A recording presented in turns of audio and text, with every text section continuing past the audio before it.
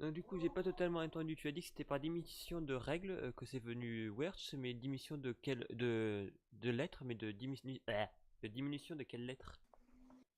Alors au début c'était Schwerzerk. Donc ça avait vraiment pas de sens, c'était juste un mot que j'utilisais. C'était une sorte de vieux pays imaginaire quand j'écrivais à l'époque, même avant vraiment de dessiner. Et j'ai gardé ce truc-là. Mais ça, pas encore une fois, ça a vraiment pas spécialement de sens. C'était la sonorité qui me faisait marrer. Ouais. Du coup, tu écrivais avant? Tu écrivais genre des livres, des trucs comme ça? J'aimais bien écrire, effectivement. Je faisais beaucoup de RP forum, Ah, c'est comme cool ça. beaucoup de gens. Et, euh, et du coup, forcément, ça crée des amitiés, des gens avec qui on écrivait souvent des nouvelles, des choses un peu comme ça. Et donc voilà, je sais pas, j'aime beaucoup écrire. Malheureusement, j'ai une capacité de concentration qui fait que je finis pas grand-chose. Mais j'écris toujours d'ailleurs. J'écris au moins une ou deux pages par semaine, de n'importe quoi. Et tu les gardes pour toi ou tu les publies ou tu les montres à tes potes ou des trucs comme ça? Pour l'instant, ce que j'écris en ce moment précisément, non, il n'y a pas de. J'en fais un peu rien. À l'époque, j'avais commencé un roman de vampire parce que je voulais me moquer de la mode des trucs à la Anne Rice. Mais voilà, je crois que j'ai fait 200 pages et j'ai arrêté. Ah ouais, quand Cool, même. 200 pages. Ça fait un petit livre. Ouais, mais j'ai pas fini parce que je... le dessin c'était plus important, j'imagine. Ouais, donc t'es quelqu'un de créatif. La musique, le dessin, le texte, tout. Enfin, je pense que c'est. Après, je peux comprendre que tout le monde. Enfin, comment dire? C'est le plus que de faire de la BD. Ce qui m'intéresse, c'est de créer des choses et de dire des choses en fait. Ouais, C'est pour moi, enfin, l'art de manière globale, et je mets l'écriture dedans, la vidéo, etc. C'est des manières d'exprimer des choses, peu importe, c'est de l'expression pure et dure. Du coup, tous les moyens qui sont bons pour exprimer avec des médiums différents et d'autres systèmes de communication, bah forcément, ça m'intéresse beaucoup. Donc, dès qu'il y a quelque chose où on peut créer, où il y a une liberté, effectivement, je plonge assez facilement dedans. oh, mais c'est cool ça, la création. Mais du coup, tu as parlé que tu étais sur des forums JDR. Et est-ce que toi, tu fais du jeu de rôle en mode de papier? Papier. Alors en fait, j'ai jamais pu parce que j'ai toujours voulu faire du jeu de rôle, mais j'avais des potes très premier degré, genre ben non, ça doit être ridicule, on va se sentir mal à l'aise. Et du coup, à force de reporter, bah ouais, voilà, les années passent et du coup, j'ai jamais vraiment pu jouer à des jeux de rôle. On les avait trop tard pour se lancer. Je sais que non, je pense que ça arrivera un jour. C'est toujours quelque chose qui m'a beaucoup tenté et j'ai une grande partie de mes potes qui a joué plus jeune, qui des fois y jouent encore maintenant. Et voilà, après le truc c'est qu'ils maintenant, la plupart ont gardé leur perso et leur truc d'il y a 40 ans, donc je peux pas m'intégrer comme ça. Mais à l'occasion, bien sûr, sur un one shot, je pense qu'un jour ça arrivera. Pour l'instant, je m'y suis pas mis, mais voilà. En tout cas, c'est sûr que ça arrivera. Faut garder espoir. Voilà, exactement. Et du coup, toujours dans le domaine des noms, tu as dit que tu aimais bien créer des noms qui ne faisaient aucun sens. Et du coup, pourquoi ton groupe s'appelle Ouais. Edam Edam? Ah, alors c'est assez compliqué, mais en fait, concrètement, à l'époque, je jouais avec un ami qui s'appelait Benjamin. On faisait de la musique. Ouais. Et je résume un peu, mais bref, on s'entend bien et on cherche un nom de groupe. En mémoire, quand j'étais petit, j'avais un Atari, donc les Atari ST, les vieux ordinateurs. Et du coup, on avait un jeu dessus qui s'appelait Silkworm, qui est un jeu vraiment inconnu, qui est un jeu avec le joueur 1 contrôle un petit hélicoptère et le joueur 2 une petite voiture. Bon, bref, c'est vraiment personne ne se souvient de ce jeu-là, il n'y a aucun problème. Et il y avait un mode assez bizarre, quand on appuyait sur je sais plus quelle touche, tous les mots du jeu étaient remplacés par le mot Edam. Ok. Du coup, quand on a fait Game Over, bah, au lieu d'avoir Game et Over, il y avait marqué Edam Edam. Et voilà. D'accord. Donc reste à savoir pourquoi ce jeu a remplacé tous les mots par Edam Edam. Exactement. Voilà, maintenant ça c'est le. J'ai, je crois que ça fait partie de. À l'époque, c'était très facile de vraiment craquer les jeux au sens vraiment les modifier et les copier. Et c'était une copie. Donc je pense que c'était une blague des mecs qui avaient craqué le jeu parce qu'on n'avait pas la disquette originale. Mais voilà, je sais pas, peut-être que les mecs aimaient le fromage. Je pense que c'est juste un truc stupide comme ça.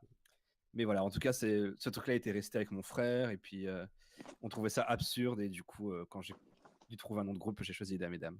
Donc au final, si on réfléchit bien, ton groupe s'appelle Game Over en fait. En fait, c'est ça. C'est contrairement à ce qu'on pourrait penser, c'est plus un truc geek qu'un truc de cuisine, ouais. D'accord. Et qu'est-ce qui t'a poussé à faire de la musique et du dessin? Qu'est-ce qui t'a poussé à créer de manière générale? Assez large, mais comme je le disais, il y a plusieurs vagues. En fait, je pense qu'on j'ai toujours créé, j'ai toujours aimé créer des choses, j'ai toujours aimé m'exprimer. D'ailleurs, comme vous pouvez le voir, je suis très pipelette Oh, ça va encore. et ça va, ça passe. Pour l'instant, je me mesure. Mais voilà, et du coup, bien sûr, comme beaucoup de gens, je lisais beaucoup de BD jeunes, je lisais quelques livres. J'ai toujours aimé beaucoup le cinéma, les films, etc. Donc, il y a un moment, je pense que dans un processus créatif, c'est normal enfin, dans un processus où on grandit et on va se forger sa culture, c'est normal de vouloir s'essayer à ça. Au début, on va faire des fanfics quand on est pré-ado, peut-être, puis écrire ses propres nouvelles, puis dessiner ou faire de la musique, etc. Et en fait, après, ça dépend juste de est-ce que c'est encouragé ou pas. Pour le coup, mes parents m'ont toujours encouragé à créer. Donc, bah, jamais eu aucune raison de m'arrêter. Là où je pense que les adolescents ou jeunes adultes arrêtent parce que très vite il faut réviser ses partiels ou travailler ou peu importe. Mais mes parents m'ont toujours encouragé à faire ça. Du coup,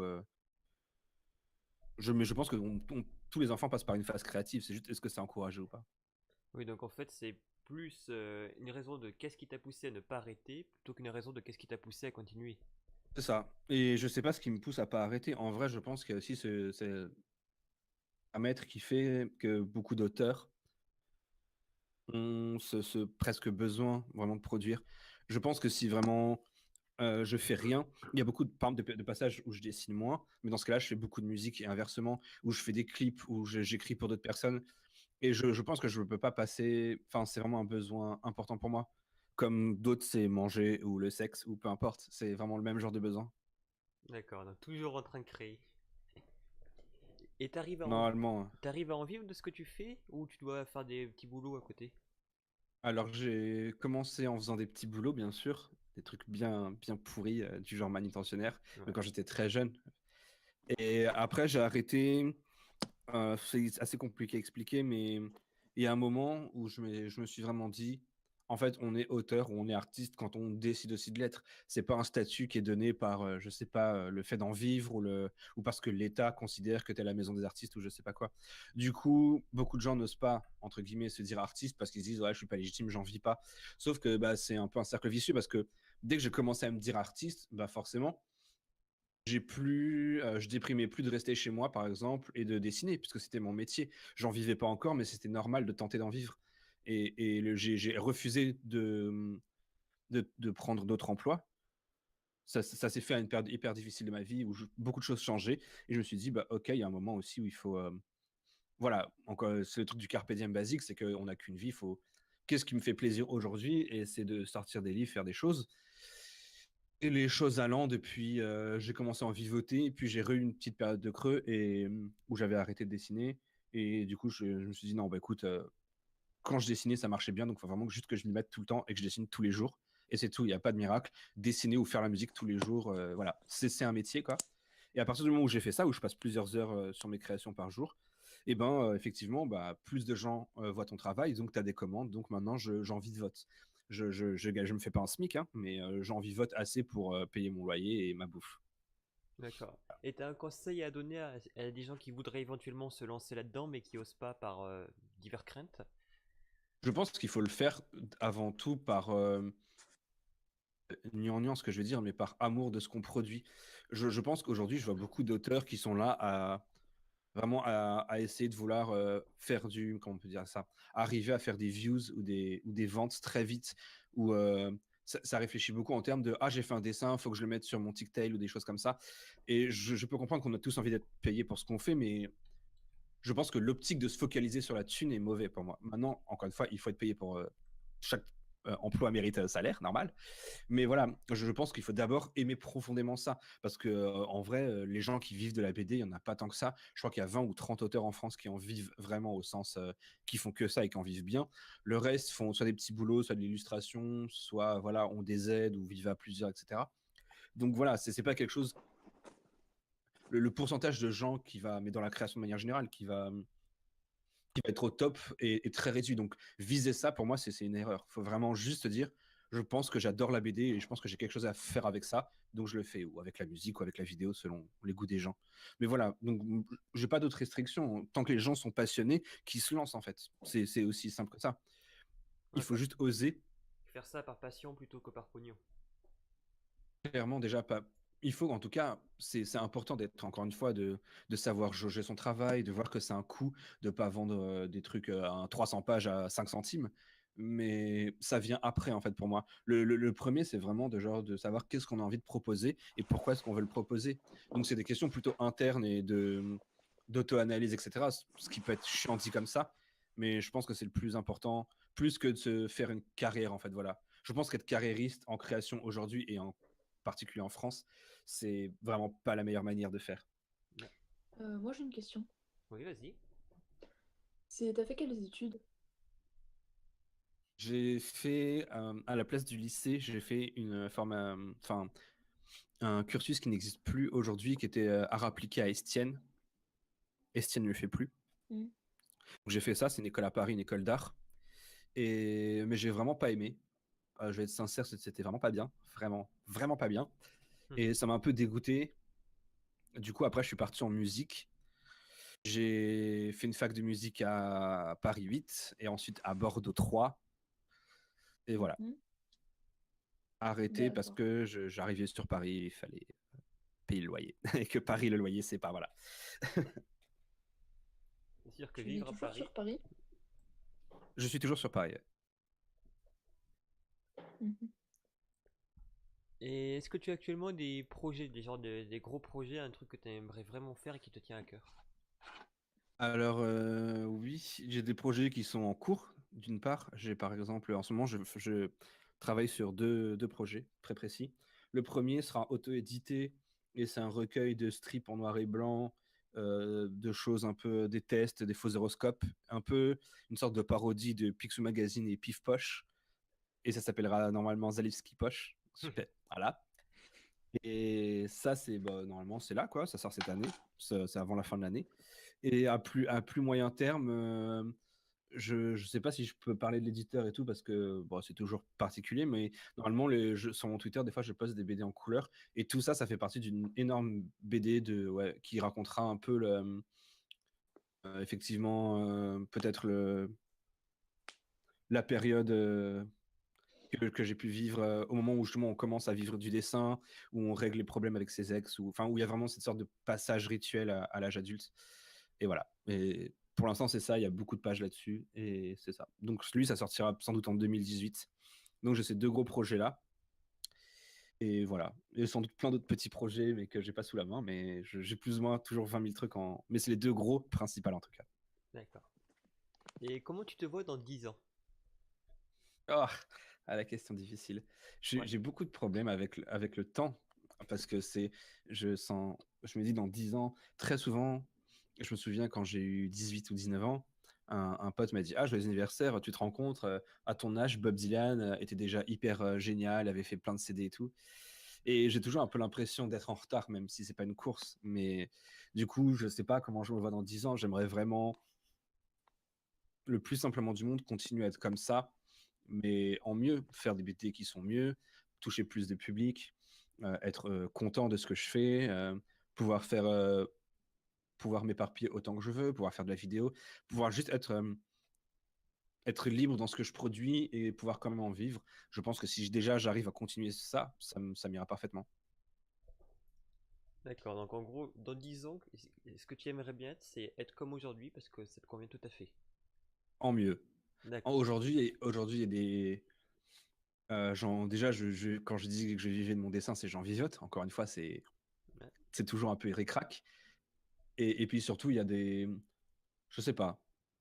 Assez particulière, je pense, parce que on commence à rentrer dans une époque où la plupart des gens de ma génération, ou un peu avant ou un peu après, sont mariés, ont des enfants, je les vois plus beaucoup, etc. Donc c'est une période difficile, enfin assez compliquée humainement. Je trouve, passer 20 ans, 25 ans, c'est le moment où on va se voir vieillir. C'est plus on grandit, c'est on vieillit. On passe de je deviens adulte à ok, je suis adulte et maintenant je vais vers la vieillesse. Donc c'est quelque chose qui me stresse un peu souvent, mais du coup, j'évite d'y penser si vraiment je peux continuer. Disons que pour moi, le but, enfin, l'important, c'est pas tant ce qu'on est, mais quel chemin, enfin, quelle est la courbe en fait. Voilà, c'est pas le point précis, c'est toute la courbe. Donc, tant que la courbe monte et que ça va de mieux en mieux, bah, effectivement, je suis pour que ça continue comme ça. Et d'après ton blog, on a vu que tu avais également des problèmes à entrer dans l'âge adulte. Oui, oui, clairement, c'est vraiment un concept avec lequel j'ai énormément de mal. C'est peut-être le souci de ma vie, c'est que je trouve qu'il y a vraiment une publicité mensongère là-dessus. C'est quand on est enfant, tout le monde va être grand parce qu'on te dit que c'est la liberté, que tu feras ce que tu veux, etc. Alors que c'est Et l'inverse. d'une certaine manière, je peux comprendre. Ça veut dire que aujourd'hui, je peux faire ce que je veux en soi, mais en même temps non, parce que bah, déjà il y a les responsabilités, mais c'est même pas vraiment ça qui me gêne. C'est plus que j'ai l'impression que il y a un moment où il faut être sérieux en fait, que c'est vraiment parce que c'est exactement là je suis en train de faire des planches et c'est vraiment le sujet pile poil, c'est qu'il y a un diktat du sérieux quoi. Tous les gens que je rencontre c'est ah on peut plus faire ça, tu vois, on doit être sérieux maintenant. Vraiment un truc qui me pèse quoi. C'est j'ai perdu beaucoup de potes parce qu'on s'est disputé là-dessus par exemple. C'est quelque chose qui me je fais des BD rigolotes là-dessus, mais en vrai c'est quelque chose qui me enfin dans la vraie vie ça me ouais ça me fait assez stresser. Ouais. Et t'es d'ailleurs, vu qu'on parle des problèmes que tu peux avoir, est-ce qu'il y a quelque chose que tu regrettes avoir fait ou ne pas avoir fait pendant ta carrière pour l'instant? Franchement, non. Honnêtement, pour le coup, si il peut se passer plein de choses dans la vie, etc. Dans la création, c'est là où on est un peu de vieux, quoi. Donc, personnellement, je me suis jamais dit, tiens, je vais plutôt faire comme ça parce que ça plaît aux éditeurs. Ou je me suis jamais dit, tiens, non, je vais pas faire cette BD-là parce qu'on pourrait mal le prendre. J'essaie vraiment d'avoir tous les sujets que je peux avoir, même quand ça va poser problème, même quand il y a un risque que ça soit mal compris, ou même peu importe le risque qu'il y a. À un moment, je sens que je commence à scénariser, que je commence à dessiner quelque chose, je vais au bout de ce truc-là. C'est vraiment, encore une fois, il y a beaucoup trop de gens talentueux que je connais qui s'arrêtent au milieu d'une page parce qu'ils se disent oh non, ça marchera pas, ou alors ah non, je vais recommencer, ou des choses comme ça. Et non, je pense qu'il faut vraiment pas se poser de questions, faire les choses, quitte après à s'expliquer ou à s'excuser si je vais trop loin. Mais voilà, pour l'instant, vraiment, j'ai eu la chance d'avoir des auditeurs quand c'est de la musique très compréhensifs par rapport à ça. Mais c'est vrai que je fais vraiment ce que je veux pour le coup. Si j'ai envie de. Voilà. Je pense que mon art est pas trop cadré, ça va. Je me sens libre assez là-dedans. Et d'ailleurs, tu t'appliques vraiment dans ce que tu fais. L'autre jour, j'avais écouté la chanson Poison. Enfin, Ouais, j'ai pas d'accent. pas grave. Et là, c'est vraiment une chanson très personnelle. Ouais, c'est. Il y a, je pense qu'il y a beaucoup d'auteurs qui s'écartent de ça, qui vraiment l'intimité, c'est quelque chose qui les intéresse pas. L'autre jour, je suivais le Twitch de Boulet et lui, il disait ça, il disait que par exemple, enfin, que c'était vraiment pas ce qui l'intéressait et que par exemple les intrigues amoureuses ou érotiques des personnages, c'est vraiment quelque chose qu'il voulait vraiment juste mettre un point en disant oui, voilà, bon, les personnages sont amoureux ou couchent ensemble, mais c'est tout, on passe là-dessus, quoi, c'est pas important. Et c'est très bien, mais je pense que moi, je m'inscris vraiment dans le truc opposé pour le coup. C'est vraiment tout ce qui m'intéresse, c'est vraiment du plus petit et du plus indicible pour toucher le plus grand nombre. Quand vraiment intime, ce que je fais vraiment tout le temps, et dans ma musique et dans mes BD, il y a un côté effectivement mise à nu, mais il y a aussi un côté un peu, comment dire, exutoire, où les gens se reconnaissent là-dedans, en fait, quand on parle de. Je pense que c'est un truc qui est pas. J'aime pas le concept de tabou, quoi. J'aime pas le concept de secret. J'aime pas le concept de sujet dont il faut pas parler. Parce que je pense que d'une démarche purement scientifique, moins on parle d'un sujet, moins on le connaît. Donc, Ouais. que ça soit la dépression, la maladie, le sexe, le genre, n'importe quoi, moins on en parle et moins on sait ce que c'est. Donc, je vois absolument pas de raison de pas en parler. Et en plus, moi, c'est des sujets qui m'intéressent. Ce qui m'intéresse chez les gens, c'est toujours ce qui, eux, ils estiment être moche. En fait, très souvent, c'est ce qui est le plus cool. Petits tics, leurs petits fantasmes bizarres ou les choses qu'ils font un peu quand il y a personne. Ça, c'est vraiment ça, enfin, ça me passionne chez les gens. C'est vraiment ce qui, voilà. Désolé, c'est un peu chiant, mais voilà. Non, non, c'est bon. C'est Mais en fait, tu c'est en pour parles. ça. quand tu parles de sexe ou de trucs comme ça, tu en parles de manière tellement naturelle que tu arrives à être poétique ou bah, en fait, tu tombes jamais dans le graveleux ni dans le pervers alors que tu parles quasiment tout le temps de sexe. Contrairement à toi. Oui, moi je parle tout le temps de sexe mais j'arrive pas à être romantique. Euh, alors, je pense déjà qu'il y a deux choses par rapport à ça. La première, c'est que déjà, j'ai commencé à dessiner des choses un peu effectivement de cul parce que pas de BD érotique que j'aimais bien. J'aime, de manière générale, j'aime bien le. Comment on peut dire ça? J'aime bien les discussions qui tournent autour de ça. C'est vraiment quelque chose que j'aime bien, que je trouve rigolo. Encore une fois, c'est quelque chose que les gens cachent tellement que c'est cool d'en parler des fois. Sauf que les BD, concrètement, soit on a des choses très édulcorées, un peu mièvres, soit Du on a du trash. graveleux. Voilà, on a du trash, on a du graveleux, on a du beauf qui est là pour exciter Jackie, 43 ans, banquier, donc non merci. Mais du coup, voilà, donc déjà, de base, ma démarche était de produire des planches comme ça, qui soient à la fois réalistes, mais à la fois une vue assez jeune, mais en même temps, je pense que c'est ce que je suis. Souvent on me dit mais comment tu fais? Moi j'aimerais bien pouvoir parler de sexe comme ça. En fait, c'est juste ce que je suis, c'est vraiment juste comme ça que je vois la chose. Je veux dire, dans la vraie vie, je suis comme ça. Donc il n'y a pas de. C'est juste juste vraiment la, la chose la plus basique d'être sincère parce que voilà, je vois la chose comme ça et ça me finalement disent ah moi aussi je vois ce truc là comme ça mais j'ai jamais osé me le formuler ou j'en parle pas trop et je pense et je finis là je commence à... voilà on est sur mon sujet donc je peux faire 3 heures. Euh, Allez, fais-toi plaisir. sur le principe de romantisme aussi, en fait, on a des idées préconçues de ce que peut être quelque chose de romanesque ou de romantique, où on va dire, ouais, c'est quelque chose, j'arrive pas à dire des choses un peu belles, etc. Et il faut pas se pousser à être belle. Dans mes BD, finalement, les persos peuvent être graveleux, mais ce qui les enrobe est joli parce qu'en fait, bah, ce qu'ils vivent est cool, basiquement.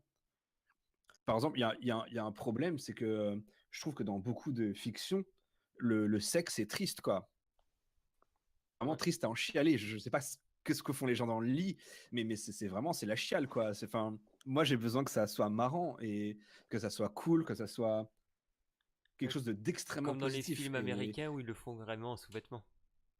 il y a ça, il y a le côté de la pudeur effectivement des films américains, mais en vrai en France on est pareil. C'est genre tous les films qui montrent du sexe, c'est genre t'as l'impression qu'ils vont chialer vraiment et c'est vraiment pas une vanne. C'est tu te dis mais les gars c'est cool, calmez, qu'est-ce qui se passe? Les gars et les filles d'ailleurs et en fait, le truc qui est rigolo dans le sexe, c'est que la partie cool c'est la partie gênante. Donc, tous les auteurs, que ce soit de cinéma ou de bande dessinée, qui essayent d'occulter cette partie gênante, bah pour moi, ils rentrent dans un truc qui est faux. Et à l'inverse, les gens qui veulent montrer que quoi, vraiment juste dessiner des gens en train de baiser, bah pareil, je trouve que ça manque de choses. Pour moi, enfin, c'est juste des analyses différentes du sexe pour moi. Et pour moi, là, le sexe, c'est une sorte de moi un peu plus complexe que juste de la romance, parce qu'on peut être très vulgaire et aimer des choses très kinky et être hyper amoureux ou amoureuse. Enfin, les deux sont pas liés. Oui, Donc finalement, voilà, le côté cru n'a pas le de... BDSM, ça empêche pas l'amour. C'est ça, et de manière générale, aucune sexualité n'empêche l'amour, et j'ai même envie de dire autre chose, même s'il n'y a pas d'amour, que ça n'empêche pas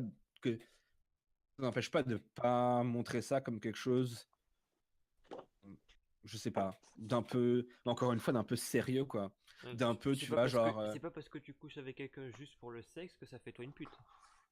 déjà non, effectivement, ça c'est la base, mais les préjugés qu'il peut y avoir sur la sexualité, je pense qu'il faut.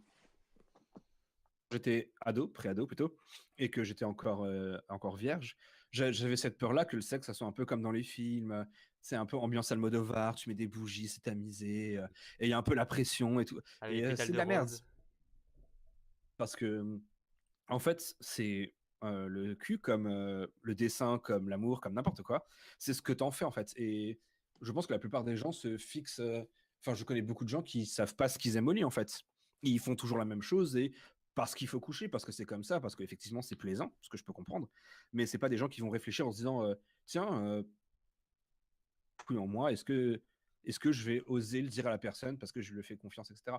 Et toutes ces petites questions que finalement on se pose pas beaucoup, et bah moi j'adore les poser, mais en plus c'est en BD parce que bah c'est tout, enfin, c'est cool. C'est juste cool de parler de ça. C'est vraiment un sujet que pour le coup, la majeure partie des gens vont avoir à gérer dans leur vie, même si, bien sûr, il y a des personnes qui s'en foutent, mais la majeure partie des gens ont ça dans leur vie. Donc, c'est vraiment un des gros sujets, autant que grandir ou que le temps qui passe ou je sais, n'importe quoi. C'est vraiment un des sujets principaux.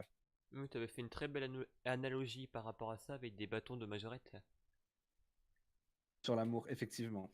Oui, parce que c'est quelque chose qui accompagne vraiment, je trouve, ce qu'on vit. Et je le vois dans certains de mes potes, où selon la relation qu'ils ont en ce moment, leur œuvre. Alors eux, ils veulent pas du tout entendre ça, ils disent mais non, n'importe quoi et tout. Mais je le vois, pas sur tout le monde, mais sur beaucoup d'auteurs, je vois que quand ils sont heureux en couple, quand ils baissent beaucoup ou quand ils baissent pas du tout, c'est hyper bête, mais ça a une influence mais inconsidérable sur les gens. Et enfin, je pense que plein de gens vont dire mais non, n'importe quoi. Il y a aussi des gens qui couchent pas, etc. Et oui, et dans ce cas-là, c'est aussi c'est un type de sexualité, la non-sexualité est un type de sexualité, et ça influe beaucoup sur plein de choses, sur l'humeur, sur donc, encore une fois, ranger le cul dans la case, ah, c'est un peu déviant, les BD, concrètement, les BD qui parlent. En fait, pour moi, c'est pas tant de faire des BD qui parlent de sexe que des BD qui Qui parle parlent de tout. juste, qui parlent de tout et dans lequel le sexe a une part importante parce que, basiquement, très souvent, je m'inspire un peu de ce que je vis et le sexe a une part importante dans ma vie, c'est tout. Donc, je vais pas minimiser ça en disant, ok, je vais faire 2 cases là-dessus et c'est tout. Il y a vraiment des fois où c'est des choses qui, enfin, sans avoir honte, qui ont rythmé des choix de vie, quoi, où je me suis dit, bah, grâce à ça, donc je suis allé vers ce côté-là, ou à l'inverse, j'étais hyper malheureux, du coup, je suis allé dans un autre sens. Donc voilà. On y est passé un bon moment sur le sexe là. Désolé, Non, c'est voilà. non mais c'est bien comme ça, on discute, on apprend. C'était, c'est oui, c'est un sujet que j'aime beaucoup.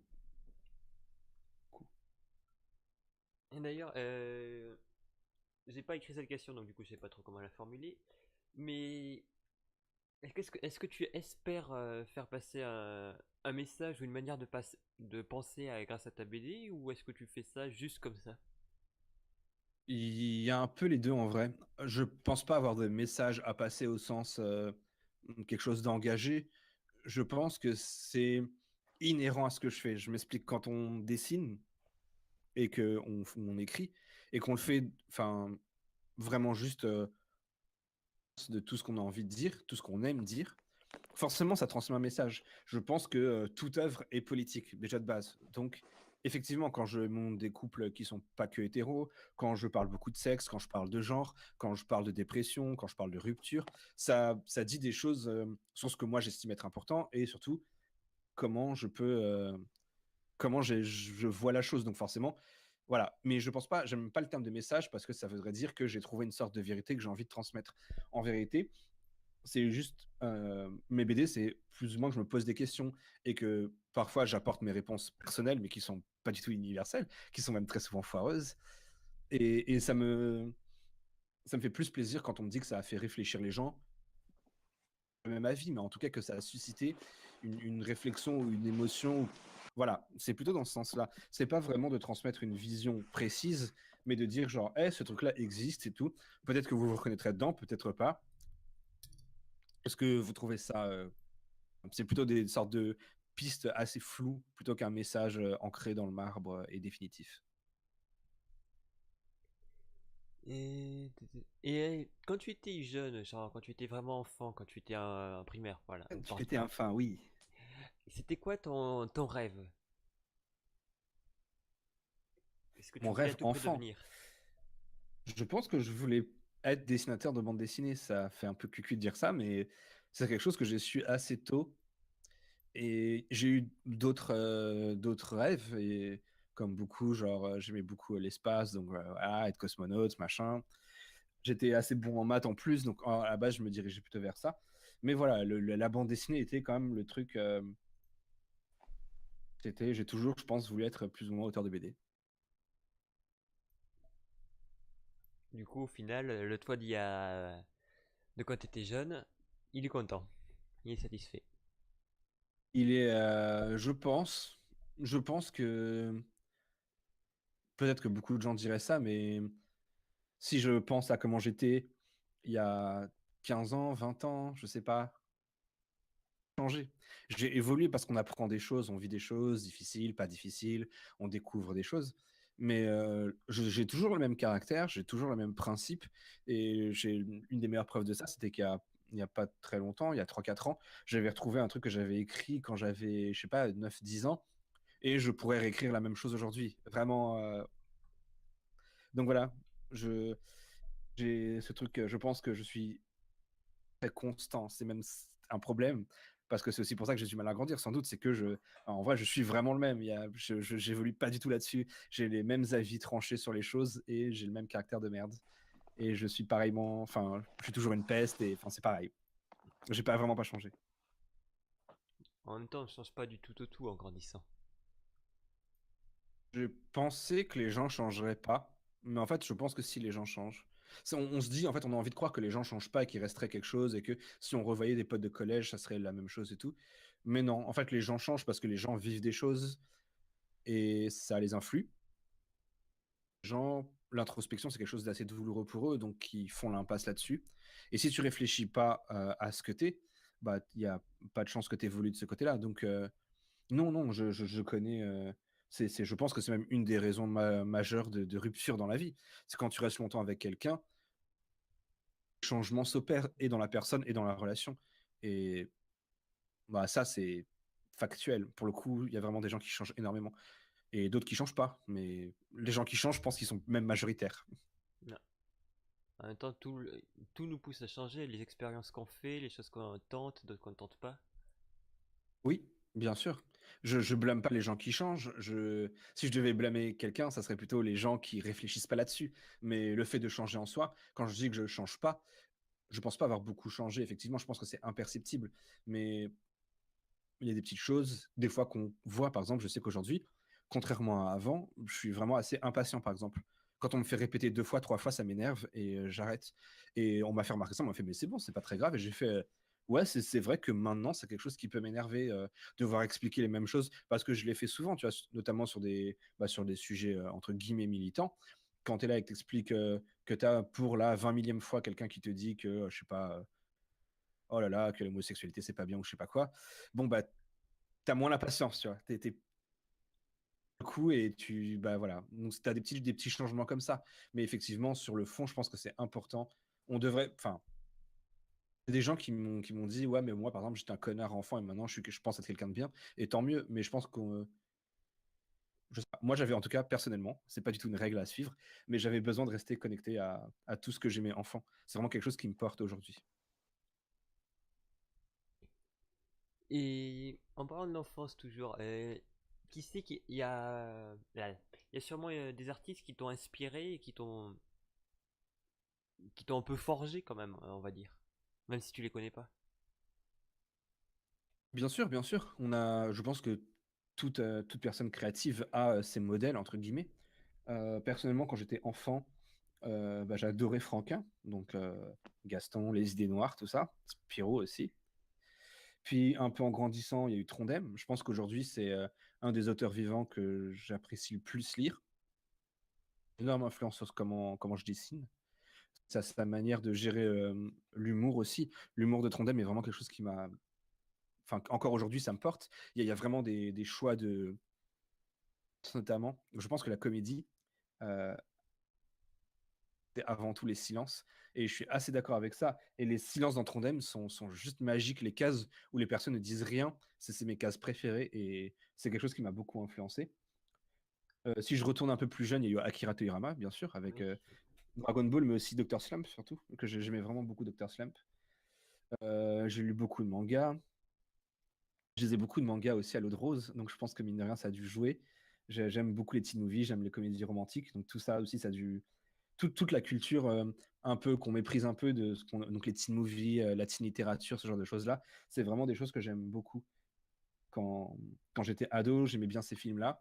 Et aujourd'hui, j'en regarde toujours et ça me peine toujours de voir des gens cracher sur les teen movies comme s'il n'y avait jamais eu de bons teen movies. Alors que oui, il y a ce qu'on voit à la pub, enfin ce qu'on peut voir de manière mainstream. Et il y a des tas de teen movies qui sortent qui sont très bien. Donc voilà, voilà pour les gens qui m'ont un peu influencé. Je pense que Et dans le j'oublie domaine personne, j'espère. musical? Ça a été assez. Je pense que ce qui m'a surtout marqué, c'est. Il y a deux choses qui m'ont beaucoup marqué. C'est le punk de manière générale, donc vraiment le punk classique, les Clash, les Ramones, tout ça. Et hum, le courant anti-folk. Donc c'est les choses comme les Moldy Peaches. C'est des gens qui faisaient qui avaient un esprit punk, mais qui faisaient des musiques plutôt acoustiques et vraiment très rigolotes. Et un peu comme, pour les gens qui ne verraient pas ce que c'est, comme la bande-son de Juno, par exemple. La bande-son de Juno, c'est ça, c'était de l'anti-folk, fait par Kimia Dawson. Et du coup, toutes ces musiques-là m'ont beaucoup influencé à faire ma propre musique comme ça. Et après, le reste, c'est qu'il y a des artistes isolés qui m'ont parlé, comme, j'en citais quelques-uns, mais par exemple Hills, qui est un groupe de rock indé. Et c'est quelqu'un qui a eu une vie un peu tragique et qui. Toutes ses musiques sont tellement honnête et intime que c'est vraiment quelque chose qui musicalement je me suis dit ah ouais c'est on peut genre les mots ont un poids différent des images et c'est cool aussi et même des groupes un peu à la con genre comme Blink, c'est vraiment des choses qui m'inspirent parce que les premiers albums de Blink c'est vraiment pour moi l'adolescence et je me dis comment on peut perdre ça, enfin comment on peut faire plutôt c'est l'inverse pour pas perdre ça. Et du coup voilà, donc en musique c'est un mélange assez bizarre de rock indépendant et très très underground et de gros trucs mainstream de skatepunk et de culture MTV. Voilà. Et comment tu qualifierais ta musique à toi?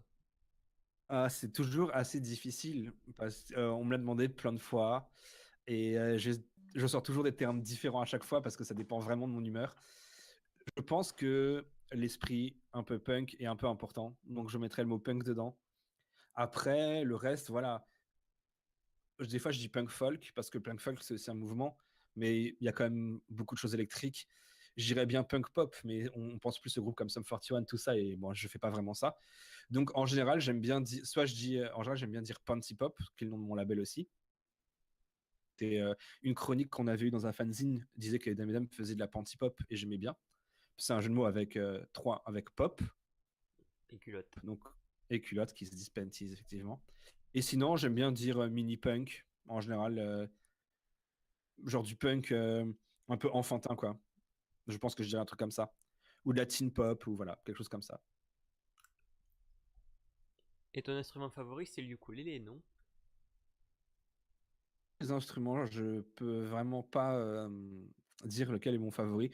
Celui auquel je joue le plus, c'est la guitare, bien sûr. Je compose à partir de guitare. J'aime beaucoup le piano, j'aime beaucoup le mélodica. J'adore le banjo, j'en mets pas assez, mais je joue beaucoup de banjo. Et je pense que si vraiment j'avais un instrument, je l'ai, mais j'en ai pas. Donc c'est peut-être pour ça que c'est mon instrument favori, parce que j'en ai jamais eu et ça coûte hyper cher. Mais voilà, je rêve vraiment d'en avoir un. Mais c'est pas du ukulélé qu'on entend dans Amber? Si, si, c'est du ukulélé. Dans Humber, c'est du ukulélé.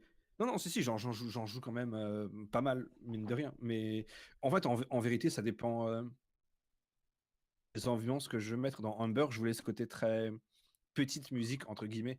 Et bon, pour le coup, l'ukulélé est parfait pour ça. Et en termes de création, en termes de bande dessinée que tu as fait et en termes de musique aussi, quelle est la musique et la BD dont tu es le plus fier d'avoir fait? Ça va me demander 10 secondes de réflexion. En musique, je sais pas vraiment. J'ai vraiment beaucoup de musique et j'ai du mal à choisir. D'ailleurs, quand je fais des concerts, c'est toujours très difficile parce que il y a la différence entre est-ce que le texte, il y a des textes que je trouve bons. Des fois, c'est juste la musique est pas terrible, mais elle est trop et hyper agréable à jouer. Et des fois, c'est juste que je sais que c'est la musique qui a le plus plu. Et mine de rien, ça influence. Et donc, je saurais pas trop dire si je devais vraiment en choisir une. Beaucoup. Je sais pas. J'aime beaucoup une musique qui s'appelle Botteronella, Ah oui, oui, qui, je vois laquelle c'est. qui a un clip. Parce que, en tout cas, je pense que c'est celle qui montre un peu qui résume un peu le plus Edam et Dame au niveau de. Il y a de l'acoustique, un côté un peu punk, adolescent, et il y a des thématiques un peu pris par-dessus la jambe, mais en même temps, ça parle de plein de petites références. Et même le titre est une référence artistique à Botero. Donc je pense que voilà, si vraiment on me disait, dis-moi une musique que tu fais pour que j'écoute, je dirais Botteronella. Et en bande dessinée, une planche particulière que j'ai faite, je sais pas, il y a des strips qui me font marrer. Maintenant, j'ai une très mauvaise mémoire pour le coup visuel, donc j'ai du mal à me souvenir des BD que j'ai faites. Je pense que j'aime bien, euh, peu importe, mine de rien, je vais être un peu plus large. Je l'aime bien parce que même si aujourd'hui il a plein de défauts et qu'il y a plein de choses où je me dis, mais oh là là, comment j'ai pu. Enfin, c'est pas bien. Et ben, j'ai une vraie affection pour ça parce que c'est un moment, quoi. C'est 3-4 mois où j'ai dessiné 200 pages et où j'avais vraiment plein de choses à dire. Et je trouve qu'il faut le faire parce qu'aujourd'hui, évidemment, si je réfléchissais, pardon, si je réfléchissais, je dirais pas la même chose. Mais c'est ça qui est bien des fois, c'est de dire les bêtises qu'on a à dire entre guillemets. Et je trouve que ce livre, c'est ça. Il y a plein d'approximations, mais c'est ça que je trouve cool. Bref, c'est quelque chose. C'est un livre que j'ai juste relu une fois. Et quand je l'ai relu, je me suis dit, ah, c'est parfait, quoi. Voilà. Et alors la question philosophique qui va te demander beaucoup de réflexion. Si tu pouvais changer quelque chose en toi, dans ta personnalité, dans ce que tu es, dans ton corps, dans n'importe quoi, ce serait quoi? Oh, évidemment. Je pense que ça dépend. Si on parle du principe de un seul souhait, tu le fais et c'est bouclé, je ne changerais rien. Je pense que si, évidemment, on dit comme ça, il y a des petits complexes physiques, des choses comme ça, mais rien d'essentiel. Parce que je me dis que, par exemple, j'aimerais cogiter moins ou que j'aimerais être un peu moins triste ou mélancolique, mais c'est ce qui fait ce que je suis. Si j'étais pas comme ça, je ferais pas ces bandes dessinées-là. Et comme on dit, si tu veux avoir des grandes joies, il faut avoir des grandes peines. Donc j'imagine que la sensibilité que j'ai fait que je peux parfois vraiment prendre beaucoup de plaisir à faire des choses. Et du coup, forcément, des fois, des choses me blessent beaucoup. Donc je pense que vraiment, fondamentalement, je changerais rien en moi, en fait. Ou sur moi, peut-être encore une fois, j'enlève les petits complexes, je suis un peu, voilà, j'ai un peu pris de poids ou des choses comme ça. Mais à part des choses futiles comme ça, non. En principe, de ce que tu aimerais pouvoir un peu le faire quand tu veux, je pense qu'un des trucs on était des êtres magiques, j'aimerais bien pouvoir vraiment me lever un jour fille et un jour garçon. Ah, ça serait cool ça. Ouais. Beaucoup de gens diraient ça, mais je pense que c'est quelque chose qui peut, voilà. C'est ça, si vraiment à un moment je devais avoir un pouvoir autre que voler et je sais pas quel autre pouvoir, arrêter le temps, tout ça, ça serait ça, parce qu'il y a vraiment ce côté de. Ah, c'est deux choses, je sais pas. Des fois, ça me. Quelque chose qui me. Je me dirais ça. Pouvoir répondre à la Donc voilà question, ma réponse. pouvoir répondre à la question de ce qui est le mieux entre un vagin et un pénis. C'est même Les pas tant deux. le. Je pense que les deux sont très différents et. En fait, c'est même pas tant la question de l'organe sexuel que être une fille ou être un garçon, c'est deux choses très spécifiques, indépendamment de ton sexe. Parce que finalement, personne ne va regarder ce que j'ai dans mon pantalon. Tu vois, enfin, et personne ne connaît mon passé. Si quand tu parles à quelqu'un, tu sais pas si cette personne est transgenre, tu sais pas si tu sais. Et même il y a des personnes qui sont très androgynes où tu pourrais pas dire si c'est un garçon ou une fille. Peut-être que c'est une personne non binaire, etc. Donc bref, le spectre est très large. C'est pas tant une question d'organe physique que des fois, il y a des moments où dans la culture, dans ce qu'on montre des deux genres, et ben forcément j'aime bien les deux ou il y a des trucs qui me saoulent dans les deux. Donc pouvoir switcher, c'est vraiment quelque chose qui, je pense, qui me rendrait content, tu vois. La plupart du temps, je vais bien avec le fait d'être de sexe masculin, mais il y a des moments où non, où ça me va pas, où c'est chiant parce que il y a des tas de codes accrochés aux garçons qui me saoulent parce que juste des fois j'aime pas. Il y a des jours où j'aime pas. Donc voilà. Ouais, pouvoir porter du maquillage sans qu'on te fasse de remarques, des trucs comme ça. Voilà. Et encore, j'ai c'est underground pour pas avoir beaucoup de trolls. Mais oui, il y a des même de manière générale, quand je fais des bandes dessinées, il y a les gens se posent des questions et c'est cool, mais des fois c'est pas des questions, c'est des sortes de gens dont tu sens qu'il y a un jugement derrière et je m'en fous, mais en tout cas c'est plus pour moi. Voilà, j'aimerais bien avoir ce truc-là. Et si tu pouvais changer quelque chose, pas en toi, mais dans ta vie, genre une personne, genre, Si je tu sais pas. pouvais tuer quelqu'un. Non, non, non. Euh, je crois que attends, je vais faire une réponse un peu triste, mais je pense juste être plus entouré. Je pense que quand on grandit, on est moins entouré. Quand on est au lycée, on a tous ses potes du lycée qu'on voit tous les jours. Et quand tu grandis, et encore plus quand tu es auteur, bah, mes journées, c'est ça. Je suis chez moi, je dessine jusqu'à 2 heures du mat, je me couche, etc. Je caricature parce que je vois quand même du monde, mais pas autant que j'aimerais parfois. Les gens s'écartent, tu vois. Ils vont s'installer avec leurs copines, comme je dis, ou avec leurs copains. Puis, si tu les rappelles pas une fois, c'est marre, ils te rappelleront plus jamais. Enfin, il y a plein de petites choses comme ça dans les codes sociaux d'adultes qui font qu'on est, je crois, toujours un peu seul. Et c'est ce que je changerais. Donc rencontrer Ah. plus de gens comme toi. Même pas spécialement comme moi, en fait. Je suis pas sectaire. J'ai pas besoin que les gens soient artistes ou qu'ils soient queer ou je sais pas. Bienveillant, ça me suffit. Et juste, ouais, à voir plus de monde. Quand je sors et que je rencontre de nouvelles personnes, rien pour parce que je suis hyper asocial, mais voilà. Si je changeais un truc dans ma vie aujourd'hui, ça serait ça. Être plus entouré. Et c'est un peu triste, mais voilà. Oh, Pour moi, c'est beau en fait. voilà. Non, mais c'est un truc important. Je veux dire, instinctivement, j'aurais pu dire, ouais, bah, être hyper riche, et c'est vrai que bah, ça m'aurait aidé aussi. Mais non, parce que quand tu es avec. J'ai été dans des périodes très difficiles avec des gens cool, et c'était cool. Or, j'étais dans des périodes faciles, enfin, avec plein de thunes, et j'étais quand même pas heureux. Donc, chacun, encore une fois, je juge pas chacun ses aspirations. Mais quand je parle à des. Quand tu es inclus dans quelque chose, finalement, d'un peu global, c'est quand même agréable. Et j'ai la tendance à jamais me sentir vraiment inclus, que ce soit dans la caste des auteurs de BD, dans la caste des queers, dans la caste de ce que tu veux. J'ai toujours un peu l'impression voilà, d'être un peu en dehors de ça. Donc, ouais, je changerais ça. Vraiment se changer. Et est-ce que tu as un coup de cœur du moment, que ce soit musical, BD, manga, n'importe quoi?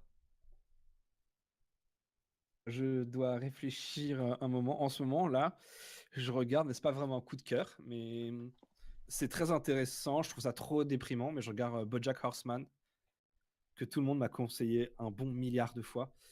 Et du coup, c'est ce que je regarde en ce moment. Je sais pas trop quoi en penser. En même temps, je trouve ça trop triste et trop déprimant. Et en même temps, je me suis mangé une saison en un jour. Donc, Ouais. est-ce qu'on. Voilà. Donc, ça, je conseille. C'est pas vraiment un coup de cœur du moment, mais un coup de cœur un peu global. Je pense vraiment qu'il faut regarder plus de dessins animés comme Steven Universe ou Adventure Time, ou Gumball même, par exemple, ou Gravity Falls. Voilà, ces dessins animés-là, je pense que aujourd'hui, pour toutes les personnes qui disent ouais, moi à mon époque, il y avait des vrais dessins animés, bah faut qu'ils regardent ces dessins animés-là. C'est des très bons dessins animés, et des fois, ça me fatigue un peu de voir ce côté genre oh, avant les années 90, c'était trop cool. Oui, il y avait plein de trucs cool, mais il y a encore plein de trucs cool aujourd'hui. Et je pense qu'en dessin animé, il y a ça. Et sinon, je réfléchis en BD, bah, je vais rester sur du classique. La dernière BD que j'ai achetée, c'était le nouveau Lapino de Trondheim. Et voilà, j'ai beaucoup aimé. Il y a un ton assez libre que j'aime bien, et j'aime toujours. L'humour Trondheim fonctionne absolument sur moi. Donc je dirais des derniers Lapino de Trondheim qui s'appelle Pour un monde un peu meilleur, ou Un monde un peu meilleur, je crois. Donc voilà, je conseille ça. Il y a plein d'auteurs de BD qui J'ai... adorent Trondheim. Attends, j'ai une question de Drace. Oui. Vas-y. T'as déjà eu envie que cette société soit sans étiquette qu'on attribue aux gens et sans prestige social? Le, Par rapport aux étiquettes de genre, beaucoup de gens disent finalement si on avait une société équitable, il n'y en aurait plus besoin. Et effectivement, mais du coup, l'un ne va pas sans l'autre. J'aimerais qu'il n'y ait pas d'étiquette de genre si tout était équitable. Et ce qui bien, j'ai l'impression que ce sera pour le coup l'équité totale. J'ai l'impression que c'est un peu une cause un peu vaine. Il faut essayer d'aller vers ça. C'est un peu comme X tend vers l'infini, mais tu peux pas atteindre l'infini. On n'arrivera jamais à un truc 100% équitable. Mais idéalement, oui, j'aimerais que quand je vois quelqu'un, ne pas me poser la question de pas non plus de questions sur moi, de qui je suis en termes de genre et de sexualité. Maintenant, au terme de. Je pense qu'effectivement, pour répondre à la deuxième partie, ce qui m'énerve le plus pour moi, c'est les différences qu'il y a effectivement sociales au sens. Alors, ça fait très politique, mais vraiment, basiquement, est-ce que tu es issu d'un milieu pauvre ou d'un milieu riche? Pour le coup, tous les jours, je constate ça. La différence de chance entre des gens qui ont de l'argent et des gens qui n'en ont pas. Enfin, je comprends pas que que des gens disent pas juste on va brûler le pays. Enfin, c'est quelque chose ça me surprend que l'inertie d'un peuple, quoi, de se dire la plupart des gens sont malheureux parce que juste ils sont pas nés avec dans la bonne famille entre guillemets, et on accepte ce truc-là. Mais bon, en même temps, voilà, pareil, je vais pas. Enfin, je pense que je fais partie des gens qui font pas grand-chose contre ça, mais voilà, c'est vraiment. Effectivement, dans un monde idéal, on parlerait à des gens, ils nous intéresseraient pas, et ça s'arrêterait là. Mais malheureusement, je pense qu'on en est assez loin. Mais oui, on peut avoir cette utopie-là en tout cas. Oui. Tout homme n'est libre et égaux en droit. Pas vraiment. Non, pas vraiment. Bah, rien que dans la définition. Tout homme, même si on dit que homme c'est le sens d'humain, bah mais t'es humain dans ce cas-là. Voilà, par exemple. C'est un truc tout bête. Les gens vont dire oh mais non, mais c'est à l'époque. Tu sais bien que homme ça veut dire humain. Bah ça devrait pas. Je suis désolé, ça ne devrait pas. Tout homme, enfin, même si je sais qu'on compte les femmes dedans, je suis pas totalement idiot historiquement parlant, mais ben, la société évolue, les mots évoluent, et j'ai l'impression que particulièrement en France, on a ce truc de tradition un peu chelou de vouloir toucher à rien. Quand les définitions genre sont arrivées, la plupart des reproches qu'on fait, c'est ah, on va pas changer les mots du dictionnaire comme ça avait été un truc sacré. Je fais mais les gars, le dictionnaire on l'a inventé, on peut le modifier, on peut rajouter des mots, on peut en enlever, enfin c'est normal. Et bref, donc non, on n'est vraiment pas dans une société équilibrée. Mais je pense que ça, il suffit vraiment juste d'ouvrir sa porte, de s'asseoir sur un banc de 5 minutes et on le constate assez facilement. Je cherche d'autres questions. Question, mais je crois que je t'ai un peu coupé. Non, non, je disais, je cherche d'autres questions. Oui, mais tu me parles juste avant de partir sur la question des étiquettes, tu me disais quelque chose d'autre. Ah, probablement, mais j'ai dû Oh, c'est pas oublier. très grave. C'est pas grave. Euh, Oui, non, non, c'était pas une question, c'était une constatation. Je disais juste qu'il y a énormément d'auteurs de blogs et de BD qui adorent Trondheim. Oui, moi, je pense que Trondheim a été enfin, c'est un auteur. Je sais pas si aujourd'hui les gens très jeunes le réalisent, mais qui a vraiment eu un poids dans la bande dessinée à un moment. Il y a vraiment un moment où tout passe. Enfin, je pense que c'était un des auteurs les plus cotés, les plus aimés de ce moment où il passait là. Il y a eu d'autres auteurs qui aujourd'hui d'ailleurs plus connus comme Sfar, etc., que j'aime moins. Mais Trondheim à l'époque, enfin, il avait un grand prix, il faisait, enfin, c'était fou. Et il faisait Donjon, il faisait Lapino, il était à l'association. Enfin, ouais, c'est un auteur qui a à un moment marqué, je pense, l'histoire de la bande dessinée, comme a marqué Franquin, comme a marqué d'autres gros auteurs comme ça. Et sinon, est-ce que tu joues à des jeux vidéo? J'essaye de ne pas, je vais m'expliquer, parce que je tombe très facilement addict.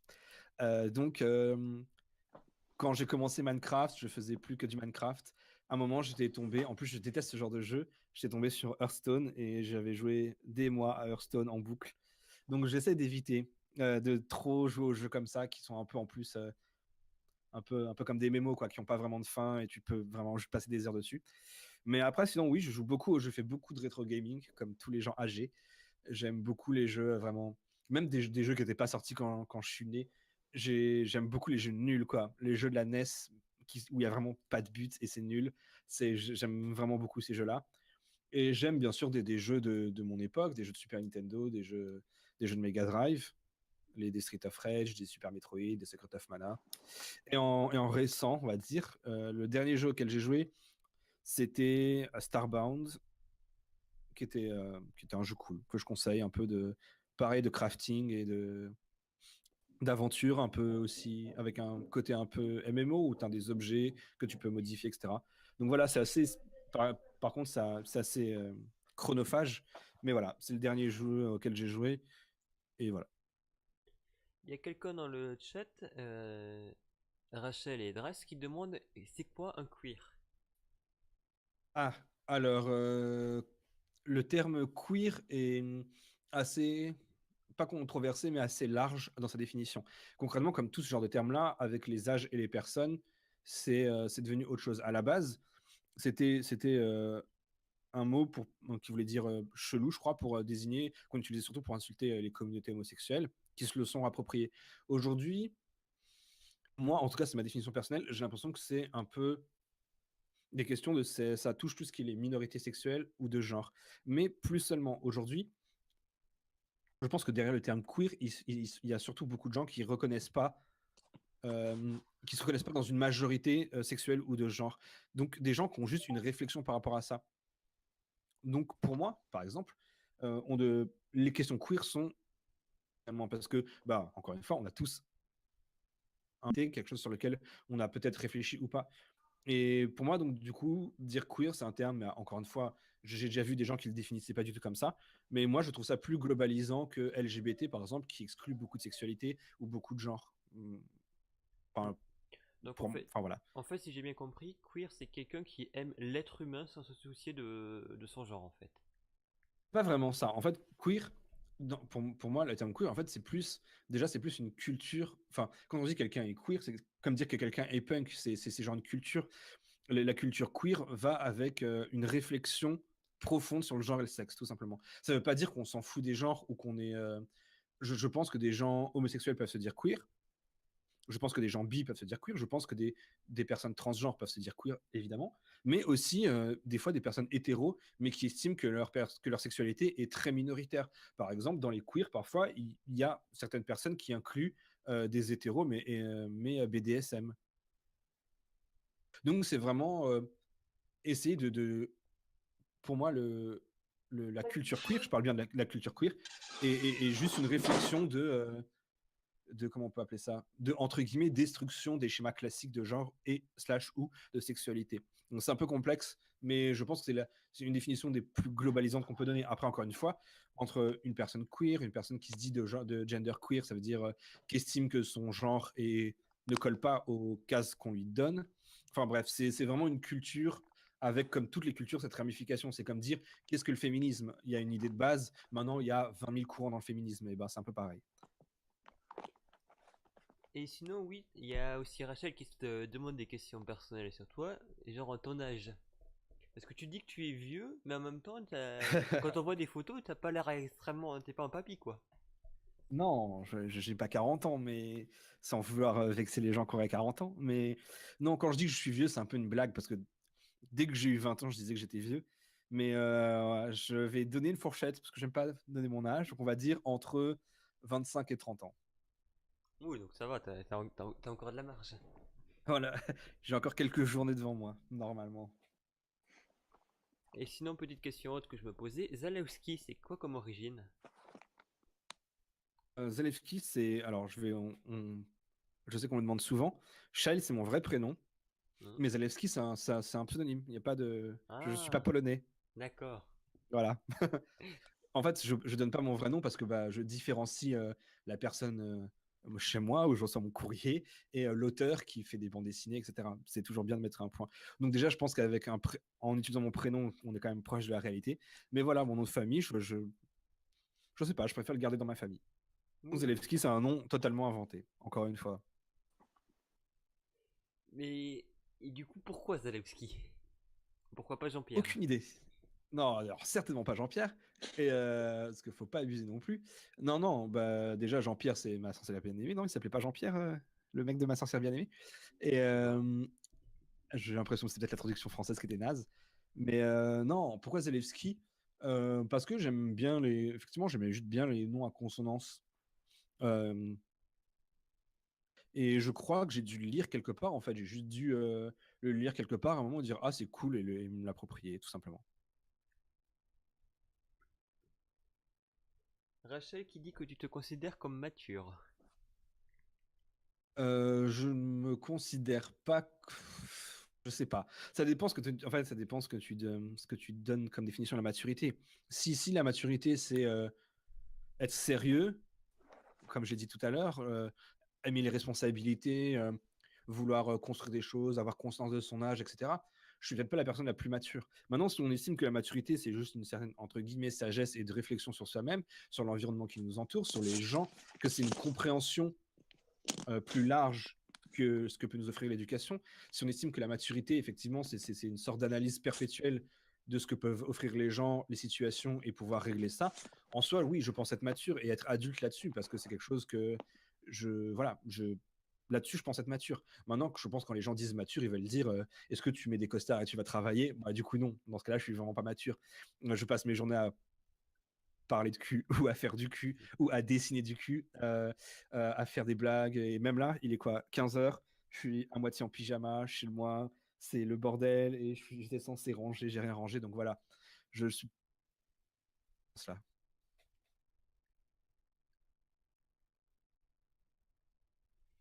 Euh... J'ai Je cherche une question. Du coup, le live proposait des questions, hein.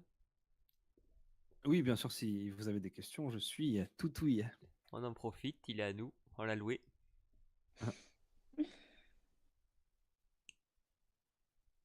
Euh, Bon, mais du coup, je pense qu'on va passer sur la question qui va durer très longtemps. Euh, Vas-y. Comment s'est passé ton coming out? Euh, je- Désolé, je suis toujours un peu relou avec ça, mais il faut définir un peu coming out. Tu veux dire comment je l'ai dit à ma famille? Oui, voilà. Comment tu l'as dit Alors, à tout le monde en fait? alors, pour moi, il y a un aspect on va dire, où j'aurais pu faire un coming out, c'est le fait effectivement d'avoir d'aimer être genre et fille parfois, et le fait d'être bi ou pan, comme on veut. Je vais pas, on va dire bisexuel pour faire simple. En fait, j'ai pas vraiment eu besoin de faire de coming out. C'est quelque chose que j'ai présenté comme étant normal. Je dis pas qu'il faut pas faire de coming out, mais je pense que ça appartient aux personnes de le faire ou non. Je trouve ça toujours un peu bizarre qu'il y ait une injonction au coming out. J'ai plein de potes gays qui n'avaient pas envie qu'on sache qu'ils soient gays, mais ils ont été obligés de le dire parce que bon, c'est comme ça, ils ont senti une pression sociale et qu'il y avait presque tromperie s'ils ne le disaient pas. Alors qu'au fond, ça regarde que les gens qu'ils ont dans leur lit. Et disons que j'ai pris ce concept-là et je l'ai poussé au maximum. J'ai toujours été avec des garçons et des filles et je l'ai jamais dit à personne. Quand je parle des gens avec qui je suis, je fais mes ex, je vais dire ah ben tiens, ça me fait penser à mon ex-copain qui était comme ça. Copain. Et je fais, bah oui, oui, il s'appelait machin, etc. Et tu vois, de le présenter comme quelque chose d'assez naturel.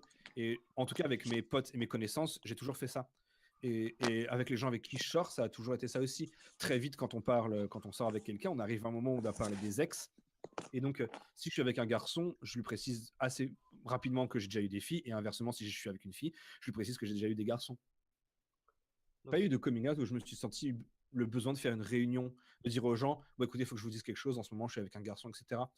Pour moi, c'est un non-sujet. Enfin, dans ma vie, je pense qu'il faut vraiment arrêter. On est en 2017. J'ai pas envie d'introduire ça comme si je devais m'excuser. Encore une fois, je comprends les gens qui le font parce que des fois, il y a des gens qui sont. Enfin, j'ai la chance de pas avoir non plus une grosse famille facho ou quoi. Donc ça va. Mais quand j'estime avoir des gens intelligents en face de moi, je pense que je peux leur parler de mes copains et de mes copines sans qu'ils me disent. Enfin, je pense qu'ils sont assez grands pour eux-mêmes de leur tête dire ah, ok, bon, il a eu des garçons et des filles, il doit être bi, tu vois. donc c'est Pour quelque ce chose, côté-là. c'est quelque chose que Vas-y. tu l'as toujours considéré comme normal et t'as jamais eu de complexe par rapport à ça. Il y a des périodes de la vie où c'est moins évident.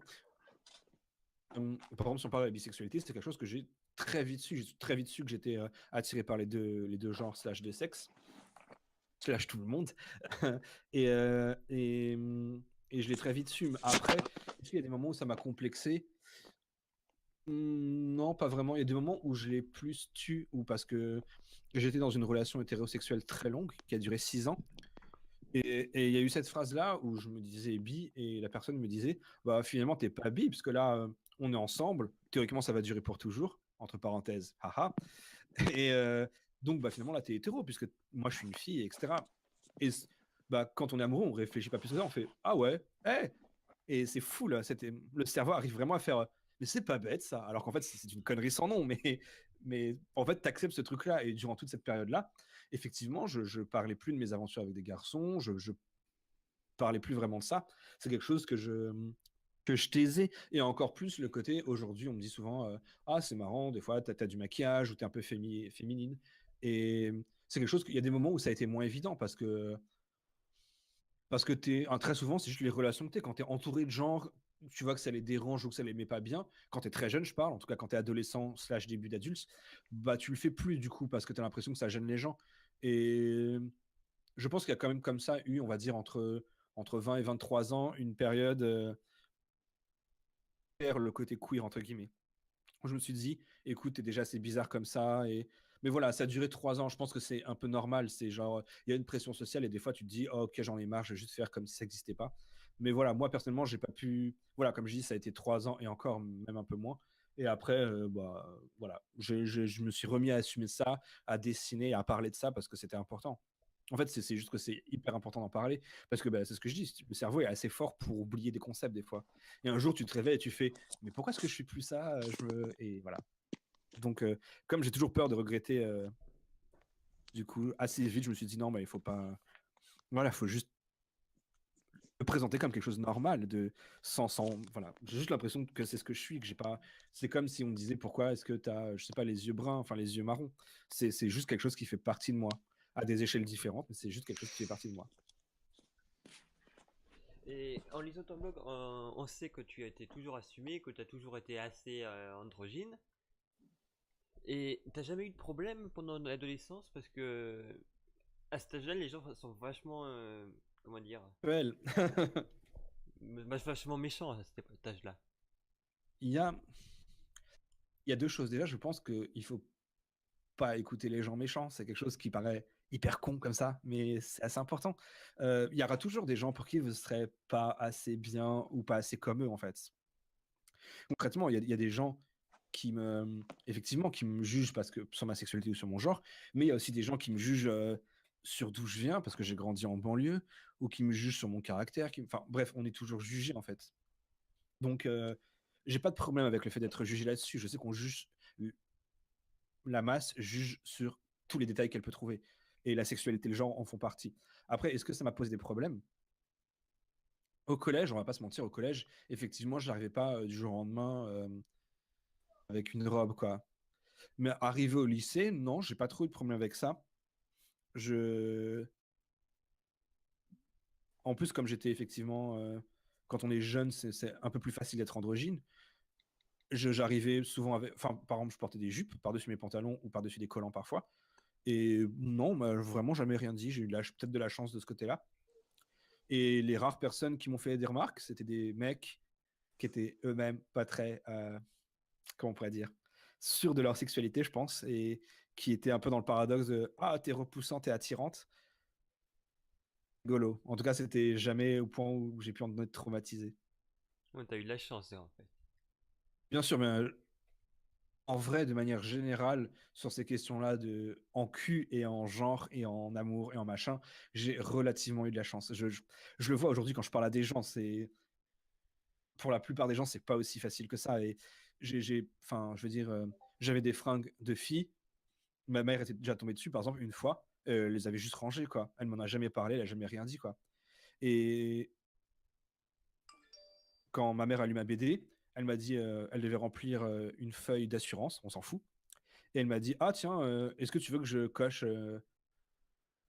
féminin, je laisse vide. Et j'ai fait, ouais, ok, tu vois. Et c'est une chance inestimable. Ouais, Je sais qu'il y a malheureusement beaucoup de gens pour qui Enfin, tous les jours, j'ai des messages de gens qui disent, ouais, moi, mes parents, ils sont un peu manifs pour tous et tout. Et je fais, oh, ouais, c'est vrai que ça existe, ces gens-là. Et ouais, il faut pas oublier qu'on les gens tolérants restent une minorité. Donc là-dessus, j'ai eu beaucoup de chance de pas tomber sur des très très gros cons. beaucoup de chance parce que moi je connais des gens, genre Psycho qui est ici, qui a eu beaucoup de problèmes avec ça parce que depuis toute petite, ses parents lui ont dit que les homosexuels c'était des gens pas normaux, qu'ils étaient des mal aimés, etc. Ouais, bien Ouais, sûr. C'est du pas. coup, Enfin, j'ai eu énormément de mal à m'accepter, et donc ça a conduit à plein de problèmes. Mais oui, bon, c'est pas le sujet. malheureusement. Maintenant, si, malheureusement, je pense que c'est type. Enfin, le problème, c'est que je me souviens d'une discussion avec quelqu'un. On parlait à l'époque de. Je pense que pour beaucoup de gens, ça a été aussi un moment où les gens se sont dit, ok, donc la France c'est ça, va falloir militer. C'est pour ça qu'on dit, ah, c'est bizarre, aujourd'hui, il y a plus de militants LGBT. Je fais, ouais, parce qu'on a vu ce que c'était. Moi, je pensais que ces questions-là étaient réglées depuis longtemps, naïvement, en fait. En fait, on vit dans nos petits cercles. Moi, je vivais avec mes potes qui sont tous arty. J'étais genre. Une autre partie de mes potes, c'était des gros punks. La moitié était queer aussi, ou bisexuel, ou autre chose. Ou en tout cas, était vraiment très LGBT-friendly. Voilà, et je pense que beaucoup de gens ont été surpris par ce truc-là. Et j'ai un pote qui me parlait de ça, même s'il était pas contre, justement, il me disait, bah moi, j'ai aucun problème avec le mariage pour tous, j'ai aucun problème avec les gays, faut juste pas voilà, je veux pas qu'on me dise que c'est la norme, quoi, je veux pas qu'on me dise que c'est normal. Et je lui disais, bah en fait, j'espère que tu te rends compte que c'est le but à moyen terme, c'est que les gens ne se posent plus cette question-là et que ça soit admis, quoi. Aujourd'hui, on va pas te dire ah, t'as telle couleur de. Enfin, s'il y a des gens qui vont le faire, mais le but est qu'aujourd'hui, on te juge pas sur ta couleur de peau, par exemple, et que même si c'est pernicieux, en tout cas, je sais que moi, je suis mat de peau. Dans la rue, personne va me dire sale noir. Oui, en même temps, il y a de la Ça va marge. être des. Non, non, c'est vrai, mais même mon frère qui est plus foncé que moi, enfin, ça arrive rarement, c'est plus pernicieux. Aujourd'hui, c'est dans les entretiens d'embauche, c'est dans les discriminations à l'emploi, c'est dans plein de choses qui sont horribles, mais des partis d'extrême droite, c'est d'être moins frontal et d'être plus pernicieux, parce qu'aujourd'hui, dire à quelqu'un sale arabe ou sale noir, ça passerait pas. Mais bizarrement, aujourd'hui, bah, dire j'aime pas les PD, bah, ça passe, quoi. Je pense que on a un bon problème avec ça quand même, parce que à partir du moment où, pour moi, la question du militantisme se fait sur une question de base, c'est que je suis contre toute une personne sur une autre. Pour moi, on ne peut pas militer si on est pour ça. C'est-à-dire que pour moi, les gens qui sont féministes, antiracistes ou queer ou peu importe, s'ils laissent faire d'autres oppressions, ça veut dire que finalement, ils cautionnent. Si tu laisses dire que des gens sont, d'une certaine manière, valent plus que d'autres gens, ça veut dire que bah, tu donnes le bâton pour te faire battre, parce que si toi, tu es au-dessus de certaines personnes, ça veut dire que des gens pourront dire être au-dessus de toi. Et pour moi, voilà, à partir du moment où on accepte une oppression quelle qu'elle soit, c'est l'erreur. Et effectivement, sans faire une affaire d'État, je vois très bien les gens, quand il y a eu ces questions-là de mariage pour tous, les gens qui sont un peu, même ils étaient pour, ils sont un peu dessus, quoi. Parce que ça les regardait pas. Et je trouve ça triste. Je pense que, en vrai, on n'est pas, je sais pas pourquoi aujourd'hui on a l'impression que c'est bon, c'est réglé, tout le monde aime les homosexuels ou les LGBTQA+, ou n'importe qui, ou les queers. Non, c'est vraiment pas le cas. Franchement, allez sur Twitter, suivez des personnes LGBT et vous allez voir que cette personne va se plaindre de menaces ou de choses comme ça. En même temps, il faut tout le temps un bouc émissaire pour la société. Les gens ont besoin I- d'un bouc émissaire. Genre, moi je suis roux, ça fait des millénaires qu'on se prend tout dans la gueule. Bien fait, ça va apprendre. Non, non, Ouais. mais est-ce qu'il faut un bouc émissaire? Enfin, un bouc émissaire. Je pense que, en fait, ça me gêne pas.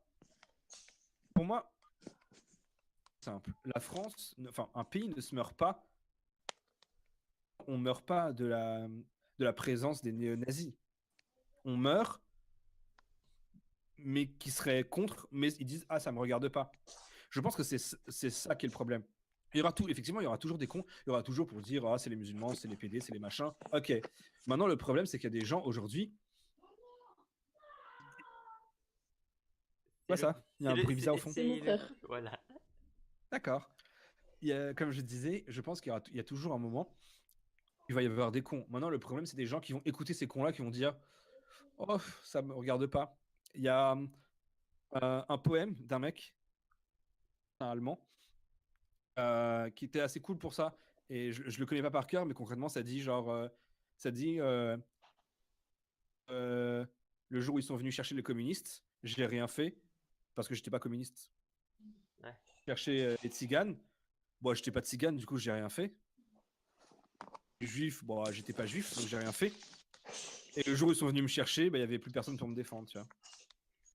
Si on sépare les causes comme ça et qu'on se dit que finalement, ah, je vais juste prêcher ma paroisse, et ben très vite, et ben, on se retrouve à être nous-mêmes discriminés. Si on ne se bat pas contre l'homophobie, le racisme ou les choses comme ça, et ben, on fait quasiment tous partie d'une minorité, que ce soit parce qu'on est un roux, parce qu'on est un homo, parce qu'on quoi que ce soit.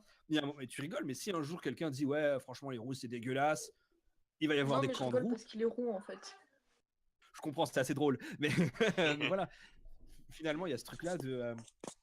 On- Enfin, je pense qu'encore une fois, je suis abasourdi du manque parfois de réflexion commune sur ce sujet-là. Du fait que si on a 10 personnes qui sont tous d'une minorité, c'est comme si on tirait sur le premier, le deuxième, tu fais bon, ça va, je suis neuvième. Je sais pas, réagis. Et j'ai un peu l'impression que c'est pareil. Finalement, comme les questions de genre et de sexualité, ça reste des minorités. Enfin, la majeure partie des gens sont ce qu'on appelle cisgenres et hétérosexuels, et j'ai aucun problème avec ça.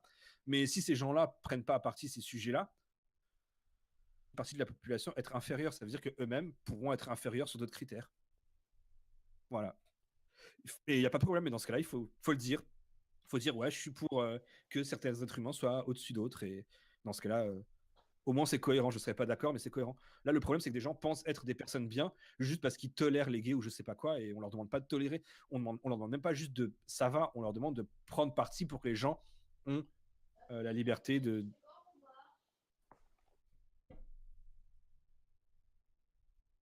Allô? Oui, je suis là. Ah, c'est bon, Oui. ça avait coupé. Désolé. Après, l'acceptation, je pense que ça passe aussi par le rire, apprendre à rire des choses, mais pas s'en moquer. Genre, quand on vient me voir et qu'on m'insulte par rapport à ma couleur de cheveux, moi je prends un grand sourire, puis je renchéris, et après on en rigole, et ça va bien. Parce que Parce que si on s'offusque c'est moins directement, systémique. En fait, mine de rien, par exemple, la discrimination qu'il peut y avoir sur les roues est, entre guillemets, moins systémique, pour parler d'un terme un peu technique, que les agressions qu'il peut y avoir contre d'autres types de minorités. Par exemple, j'ai des potes roux. Bon, est-ce que je les aime vraiment? Non, mais non, mais voilà, je veux dire, faut pas pousser non plus. voilà. Non, concrètement, il y a des vannes des fois, ça s'arrête là. Quand on est, il y a des minorités qui sont malheureusement, par exemple, je pense que quelqu'un qui est, prenons un truc basiquement, une fille. Prenons une personne de sexe féminin qui en tout cas apparaît visiblement et physiquement comme quelqu'un de féminin, même pas, voilà, quelqu'un qui a un physique de fille va subir un lot de discrimination beaucoup plus dur et beaucoup plus ancré dans le système que ce qu'on peut faire entre guillemets subir aux roues. Donc effectivement, moi aussi par exemple, comment est-ce que je peux dire ça? Sur le fait que par exemple son féminin, un peu, voilà, ça me pose pas de problème parce que finalement, oui, à part les blagues de t'as les cheveux longs ou tu ressembles à une fille, il n'y a pas grand chose à dire. Par contre, les discriminations de classe, bah, c'est des choses qui sont moins marrantes quand on me dit, même pour rire, quand on fait référence au fait que je suis un prolo ou que j'ai pas l'argent de m'acheter certaines choses. Au bout d'un moment, t'en rigoles pas parce que c'est vraiment quelque chose qui te blesse et qui est profond et qui t'empêche d'arriver à des choses dans ta vie. Le fait d'être roux t'empêche de rien. Il n'y a pas de voilà, il y a pas de comité anti-roux, il y a pas de voilà. T'as pas des gens Pour qui l'instant, manifestent pour pas que les roux se marient. Enfin, tu vois, je veux dire, il y a pas de même si évidemment c'est pas cool de vanner quelqu'un sur son physique. Finalement, c'est des choses différentes, tu vois. C'est pour moi, c'est comme les gens tatoués, par exemple. Il y a une discrimination envers les gens tatoués. On leur refuse même certains emplois, etc. Mais concrètement, aujourd'hui, avoir un tatouage, c'est plus un synonyme de être un voyou, je sais pas quoi. Et du coup, quelqu'un qui a un tatouage ne pourra pas me dire ouais, moi aussi je subis des oppressions de la société, ça sera faux, tu vois.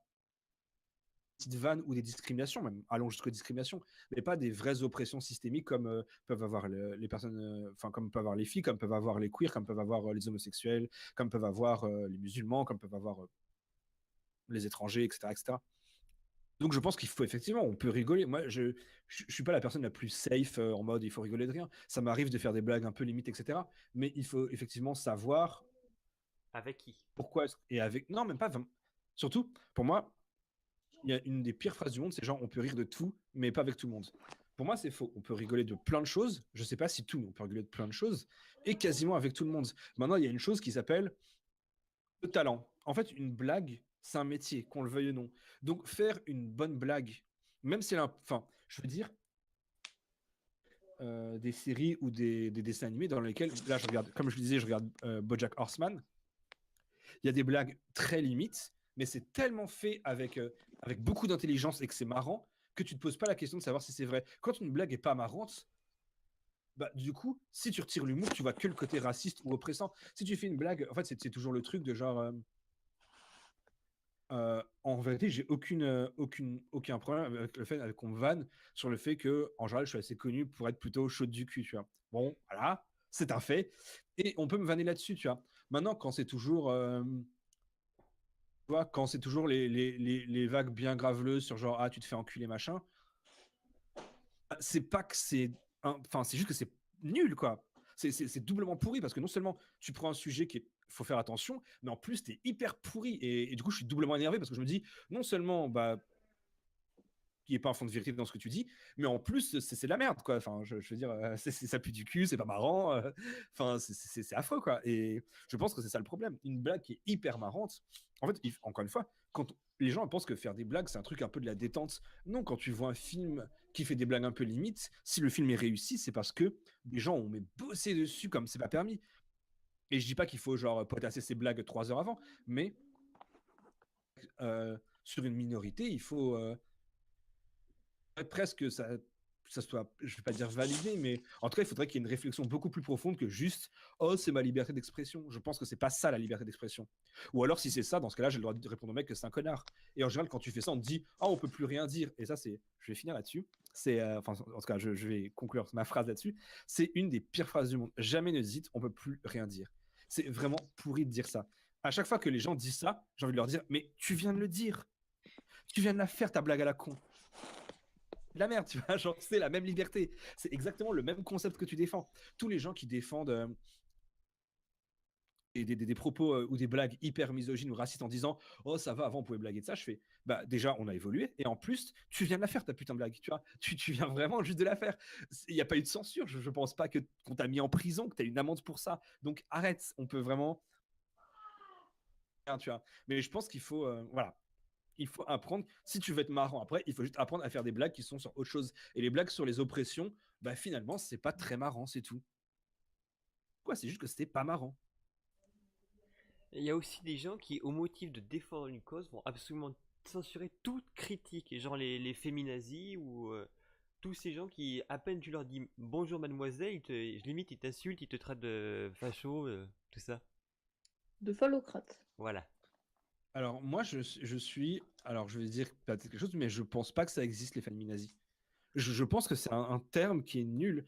Parce que, encore une fois, je suis désolé, je vais être très vieux jeu, mais les mots ont un sens. Quand on, quand on couple le mot féminisme, qui est une idée, avec le nazisme, qui est quand même pas over sympa, on fait une erreur très grave. Et je pense que c'est le problème de tous les jugements sur le féminisme. C'est qu'on confond l'idée, la théorie, le livre, quoi, un peu comme en religion, et ce qu'en font les gens. Et je pense qu'il y a un peu ce truc-là. Il y a des idées qui sont. Le féminisme, pour moi, l'idée est juste de dire nous sommes dans une société patriarcale, les filles ont moins d'avantages. Ouais. Si quelqu'un n'est pas d'accord avec ça, la conversation s'arrête.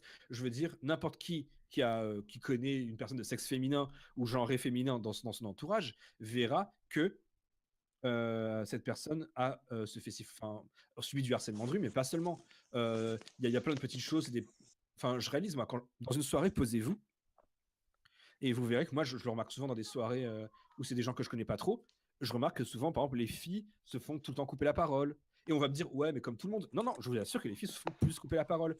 Ou alors, une fille qui est scientifique, on va lui dire, est-ce que tu es sûr de toi? Alors qu'il pensait quand il dit un truc, personne ne va vérifier, par exemple. Une fille, par exemple, qui joue aux jeux vidéo, on va dire non, c'est pas une vraie geek, c'est une manière de séduire des mecs. Alors, ça, c'est le pire. J'ai plein de potes qui pensent que les geek filles, ça n'existe pas, par exemple. C'est génial. Donc, quand tu vois ça, tu peux pas parler de fémininazie. Il y a vraiment un problème dans certains milieux, et soyons clairs, notamment dans le jeu vidéo et dans la culture geek, il y a un problème avec la place qu'on laisse aux personnes féminines et aux personnes féminines, aux personnes féminines. Et du coup, fémininazie, ça n'existe pas. Des gens qui vont utiliser le même sarcasme que des garçons, c'est pas des féminazis, c'est des meufs vénères, c'est tout. Et les gens ont le droit d'être vénères, tu vois. Du coup, pour moi, j'ai rien contre les féminazis.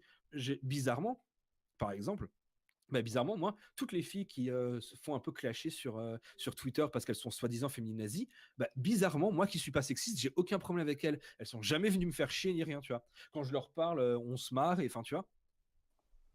Du coup, je pense que c'est juste quand tu vois que une troupe entière de personnes te dit que tes propos sont bizarres, il faut peut-être que les gens apprennent aussi à regarder leurs propos. Et encore une fois, je suis pas de la team, il faut être over safe. J'en sois safe. Je veux juste dire que ce truc de féminiser est une erreur, mais juste étymologique. Ce mot n'a pas de sens d'être. Personnellement, je pense qu'il n'y a pas de féminazie. Il y a des féministes, et il y a des féministes qui sont saoulés de devoir répéter les mêmes choses. Et des fois, bah, il y a des féministes qui ont des méthodes que j'aime pas, d'autres qui ont des méthodes que j'aime bien. Mais limite, on s'en fout. C'est l'idée féministe qui est importante, c'est pas les gens. J'en ai rien à cirer des gens. Enfin, je veux dire, c'est voilà. T'as des cons et des connes partout. L'important, c'est l'idée qu'une personne peut être c'est à cause de son genre ou n'importe quoi d'autre, mais insupportable. Et le féminisme, ce genre de sexisme-là. Donc, en fait, vénère quand tu défends quelque chose de juste, oui. Si quelqu'un demain venait me dire que être gay c'était une aberration, je vais pas être en mode sympa, genre écoute, viens, on va boire un petit café, mon gars. Non, je pense que je vais être assez vénère aussi, tu vois. Oui, mais je suis entièrement d'accord avec toi. Mais ce que je voulais dire, c'est qu'il y a des personnes qui font de la discrimination dans l'autre sens et disent que c'est au nom d'une cause et que du coup, si on s'attaque à eux, ben, c'est à la cause entière qu'on s'en prend. Genre, Il y a deux. genre par exemple, il y a par exemple, mettons des noirs qui sont racistes envers les blancs et que si jamais tu leur dis, eh, c'est pas très Charlie ce que tu dis quand même, ils vont te dire c'est parce que t'es raciste, on a après moi, c'est parce que t'es blanc, c'est parce que etc. Je sais pas si ça existe vraiment ça. Et si Je ça l'ai déjà existe, ça vu, j'en doit ai être. déjà vu. Non, mais je veux dire, est-ce que ça existe d'une manière où ça soit vraiment notable? Parce que si on prend, en fait, c'est le problème de la vie, c'est que tout existe.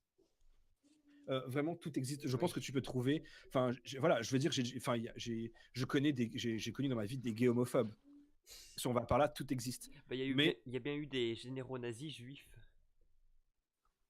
voilà, le truc, c'est que la question, c'est est-ce que ça existe à un pourcentage où c'est significatif? Ça veut dire que, est-ce que c'est un, par exemple, prenons le cas de genre, par exemple, dans le cas du féminisme, effectivement, il y a certaines personnes qui ont l'impression que des filles n'aiment pas les mecs, tu vois. Numéro un. Et je pense que c'est de l'étymologie. C'est que très souvent, quand on est énervé, on va parler de manière très violente. Et du coup, forcément, les mecs vont réagir de manière violente. Et je dis pas que les féministes ne devraient pas être violentes. Je dis juste que c'est ce qui se passe. C'est un fait. C'est que, effectivement, c'est ce que tu viens de me dire. C'est-à-dire que, par exemple, dans ton exemple, si des noirs sont racistes, ce qui, effectivement, évidemment qu'il y a des noirs racistes, Oui. est-ce que c'est la même chose qu'un blanc qui est raciste? J'ai pas l'impression, parce que, non pas parce que le racisme serait plus important d'un sens ou dans l'autre, c'est juste que j'ai l'impression que, par exemple, on est en France, le racisme blanc n'existe pas au sens où il n'est pas institutionnalisé. Ça ne veut pas dire qu'il n'y a pas de noirs qui n'aiment pas les blancs. C'est-à-dire que le racisme, c'est un truc qui est dans les systèmes de pensée, tu vois ce que je veux dire? C'est quelque chose qui est dans les fondations de ce qu'est le pays. Or, dans les fondations du pays, il n'y a rien contre les blancs, parce que le pays est voilà, est de base plutôt blanc, plutôt chrétien, plutôt machin, plutôt hétérocentré, etc. Donc, en fait, la question, c'est de ne pas utiliser les mots n'importe comment. Il y a garçons, il y a des noirs qui n'aiment pas les blancs, mais il n'y a pas de racisme anti-blanc au sens où on l'entend quand il y a du racisme, par exemple, quand il y a de l'islamophobie, où c'est un truc où je suis des. C'est dans la société, quoi. C'est un truc qui est dans les débats publics, qui est dans les machins, qui a des discriminations à l'embauche, comme je le disais, dans tous les aspects de ta vie, la santé, le travail, la famille, etc. Tu peux rencontrer institutionnalisé. Or, le racisme comme ça de système n'existe pas pour les blancs. Et en vrai, c'est pas ma faute. Enfin, en tout cas, en France, il n'y a pas ça, quoi. Oui, mais je dis ça en exemple Donc des comme noirs, ça. ouais, non, mais l'exemple est parlant parce que justement pour la question de si les noirs n'aimaient pas les blancs, bah, ça serait juste des noirs qui n'aiment pas les blancs. Et oui, ces personnes-là sont racistes au sens où elles n'aiment pas voilà, elles font de la merde. Mais je pense que ça reste des micro. Enfin, pour moi, ça même parce qu'on ne parle pas de ce genre de fait, bah parce que ça n'a pas de poids. En vrai, dans toute ma vie, quelqu'un être blâmé, par exemple, parce qu'il était hétéro. Peut-être que ça existe, mais en tout cas, dans toute ma vie, dans plus de la vingtaine d'années que j'ai vécues, et dans toutes les causes que j'ai faites, dans tous les types différentes personnes que j'ai vues, j'ai toujours eu plus de problèmes quand j'étais avec un garçon. Avec une fille, tout se passe bien. Et quand je suis avec un garçon, bah, par exemple, il y a des gens qui m'esquivent parce qu'ils ont peur qu'on s'embrasse en public ou des choses comme ça. Et c'est un fait. Je veux dire, tu demandes à n'importe quelle personne qui est bisexuelle, pour le coup, qui a fait qui est ambidextre du cul, qui a fait les deux, et tu verras que c'est le cas. Il n'y a pas de pression, par exemple, sur les hétéros. Ça n'existe pas. Est-ce que ça veut dire. Après, est-ce que ça veut dire que les hétéros ne souffrent pas? Non, ils ont d'autres souffrances, mais ils n'ont pas de souffrance propre à leur hétérosexualité. Et avec le psycho, on avait discuté une fois de l'homosexualité et on s'était dit que les homosexuels garçons avaient beaucoup plus de problèmes vis-à-vis de la société que les homosexuels filles. Est-ce que tu es d'accord avec ça? Je sais pas parce qu'il n'y a pas vraiment d'études qui sont faites sur les sujets, donc donner des chiffres, c'est toujours un peu hasardeux. Maintenant, est-ce qu'il y a enfin, c'est vrai qu'il y a une image, en tout cas, pour moi, ça a toujours été, on les invisibilise, on s'en fout, personne n'en parle, et les gays, on a de la haine parce que c'est quelque chose de, je sais pas, j'ai un peu l'impression que Tu vois, je pense juste que c'est pas qu'on aime moins les gays mecs. Je pense que c'est juste que les filles, bah, c'est comme partout dans la société. C'est juste que bah, c'est une société où on s'en fout des filles. Donc même les lesbiennes, en fait, bah, on s'en fout. Il n'y a pas trop de voilà. Le truc est que deux mecs, ça choque plus parce que c'est juste que c'est ça, c'est que c'est censé entre guillemets être le sexe fort d'une part. Et je pense qu'il y a toute cette connerie aussi de la part des gens qui font le mélange entre du coup ce mélange glauque de pédophilie, homosexualité. Bref, il y a des tas de mythes urbains hyper stupides et dangereux.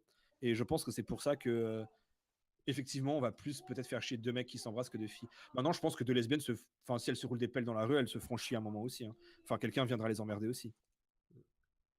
C'est assez fataliste quand même comme raisonnement.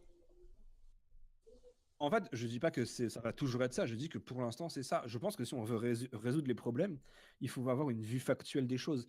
Les sentiments, ce qu'on ressent, c'est cool, mais on s'en fout dans l'idée. Chacun ses ressentis. Si quelqu'un vient me dire, moi, je ressens ça, moi, je peux rien répondre à part genre, écoute, voilà. Et alors, si quelqu'un vient avec des faits, on peut en parler. Et les discriminations qui sont faites sur les personnes qui ont une sexualité différente, et je pense qu'au contraire, c'est pas fataliste de le dire et de dire qu'il faut aller vers du mieux. Et pour ça, il faut éduquer les gens, pas que les enfants. Il faut vraiment éduquer les gens et leur dire que, ben voilà, c'est pas ok de dire, par exemple, le mot PD. Tu parlais tout à l'heure de blagues en disant, oh, on peut plus rire de tout. Mais par exemple, bah, c'est différent. Enfin, il y a des contextes. Il faut apprendre que si moi, je suis dans un groupe de 3-4 potes et qui font une blague là, sur le fait que j'étais avec des garçons parce que je suis avec un garçon, n'importe quoi, c'est un consensus commun.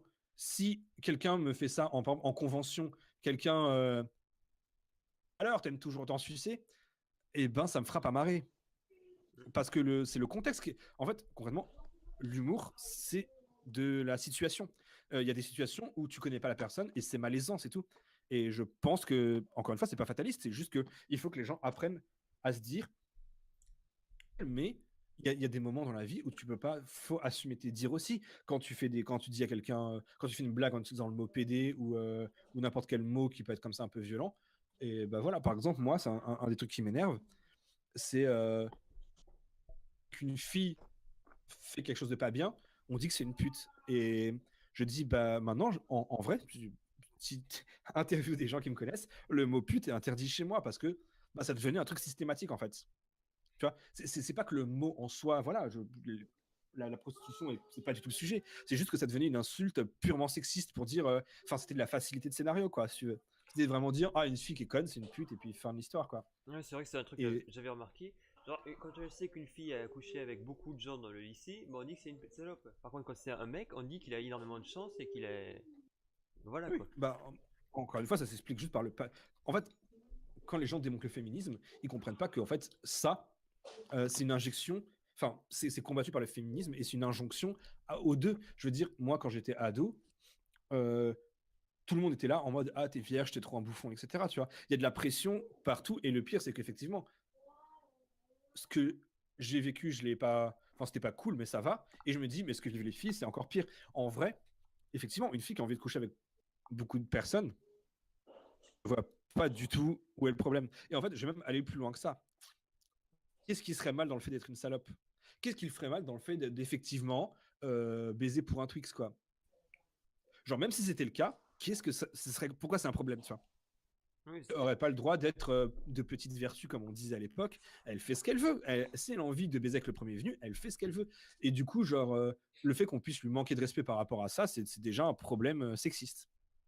Parce que, encore une fois, effectivement, un garçon, on va lui dire, ah, c'est un peu un queutard ou il abuse, mais il va pas être discriminé par rapport à ça. Et ses potes vont plutôt dire, ah, machin, c'est du genre à se taper plein de filles, c'est rigolo, etc. Tu vois. Au contraire, j'ai l'impression que dans les soirées, on va plutôt écouter ce que ces mecs disent et leurs anecdotes si elle raconte, ah ben l'autre jour je suis ces deux mecs en même temps, et ben là tout le monde va être hyper gêné et tout le monde va dire putain qu'est-ce qu'elle est salope, etc. Et c'est du vrai sexisme. Et en parlant plus loin comme ça de la sexualité des femmes, il y a aussi Benzaï qui a fait un travail que beaucoup n'ont pas compris avec les actrices porno, c'est-à-dire en les montrant et en les interviewant, en discutant avec elles, il a montré que c'était des gens parfaitement normaux, c'est pas parce que leur boulot c'est de baiser devant une caméra, que ça fait d'elles des gens plus stupides ou plus fermés d'esprit ou quoi que ce soit. Au contraire, c'est même des gens qui sont plus ouverts d'esprit que la moyenne, je trouve. Alors, pour le coup, je connais pas je connais pas de ce dont tu parles, mais pour moi, c'est toujours pareil. Il y a deux types de prostitution, de films porno. J'ai fait un lapsus justement. Il y a les pornos. Il faut des films porno qui sont sur Internet sont pas des trucs aussi clean que ça, avec des vraies actrices bien payées, etc. Donc là-dessus, on peut être contre le porno. Maintenant, si une personne en son âme et conscience décide de faire ça, il faut encore penser que voilà, on est dans des schémas. Le porno est très souvent fait pour les hommes. Enfin, encore une fois, ça laisse beaucoup de place aux femmes. Mais si on enlève ça, si une fille vraiment décide en son âme et conscience de faire du porno, de toute façon, oui, il n'y a pas grand chose à dire. Encore une fois, Ouais, c'est la regarde elle. je, bah en fait, c'est oui. Enfin, c'est tout simplement. En fait, je vois pas. On est dans une époque hyper égoïste. Par contre, dès que c'est le cul, on regarde chez les gens. C'est un truc que je comprends vraiment pas. La plupart des gens, enfin, je veux dire, tu peux avoir quelqu'un qui crève dans la rue, ils vont pas bouger le petit doigt. Par contre, effectivement, t'as genre deux mecs qui s'embrassent et là, tout le monde a un avis là-dessus. Et c'est le pire truc, par exemple, le nombre de, genre, de gens que je vois avoir un avis sur l'homosexualité ou la bisexualité, alors qu'ils sont hétéros. Je fais, mais de toute façon, ça t'arrivera jamais. Genre, juste tais-toi. Tais-toi. Moi, par exemple, bon, j'aime pas le chou-fleur. Dégueulasse. Bon, bah, je vais pas à des conventions de chou-fleur pour dire que le chou-fleur c'est dégueulasse, tu vois. Ce serait drôle. Oui, mais voilà, il y a vraiment pas de sens à ça. Des gens qui, enfin, c'est assez marrant, des gens qui viennent. Par exemple, j'avais eu un problème comme ça avec quelqu'un qui m'avait dit, dès que tu te dessines avec un garçon, hyper sexuel, une case sur deux, t'es en train de le sucer, etc. Tu vois, on m'avait dit ça. On m'a fait, et du coup, tu desserres ta cause parce que l'homosexualité, c'est pas que ça. J'ai fait, mais en fait, tu n'es pas homosexuel, donc tais-toi. Je pense que enfin, j'ai jamais eu de personnes bi ou gay ou LGBT ou queer ou n'importe quoi qui sont venus me dire, oh ouais, c'est pas trop comme ça. Entre personnes de minorité sexuelle, on sait très bien que chacun a sa vue, que ce que je dis, c'est pas une loi universelle. Il y a que les personnes qui sont pas dans le combat qui se disent, ah ouais, mais ils parlent au nom de tout le monde. Et bah, bien sûr que non, je parle au nom de ma gueule, quoi, c'est tout, au nom de ma tronche. Donc, je reviens sur ce que tu disais tout à l'heure sur le fait que des gens se sentent légitimes. Par contre, oui, je pense que la parole d'évangile, ça, par contre, c'était quelque chose avec lequel je veux dire, j'écouterais plus une fille sur la question du féminisme qu'un mec. Par contre, quand je vois si une fille effectivement dit voilà, si vous êtes féministe, vous devez faire ça, ça, ça, et que d'autres filles font non, et qu'elle leur dit bah si, c'est comme ça. Oui, évidemment, je peux pas être d'accord parce que je pense que il faut juste que les gens réfléchissent et une voix égale une voix. Et il faut juste connaît et qui nous touche, c'est tout. Il faut pas s'improviser. On s'improvise pas sociologue ou on s'improvise pas historien des causes homosexuelles ou des causes féministes. C'est des dizaines et des dizaines d'années de combat. Donc, encore une fois, on parle que de ce qu'on connaît, voire de ce qui nous touche vraiment. Mais ça, les gens comprennent pas. Ils ont envie de débattre de tout, alors qu'ils ont aucune donnée. Des fois, je vois des gens, pardon, parler d'homosexualité et ils savent. Quand je vois comment ils parlent, ils savent juste pas ce que c'est. Ils savent juste pas ce que c'est et c'est triste. Enfin, ils ont juste l'image stéréotypée des séries ou de je sais pas quoi.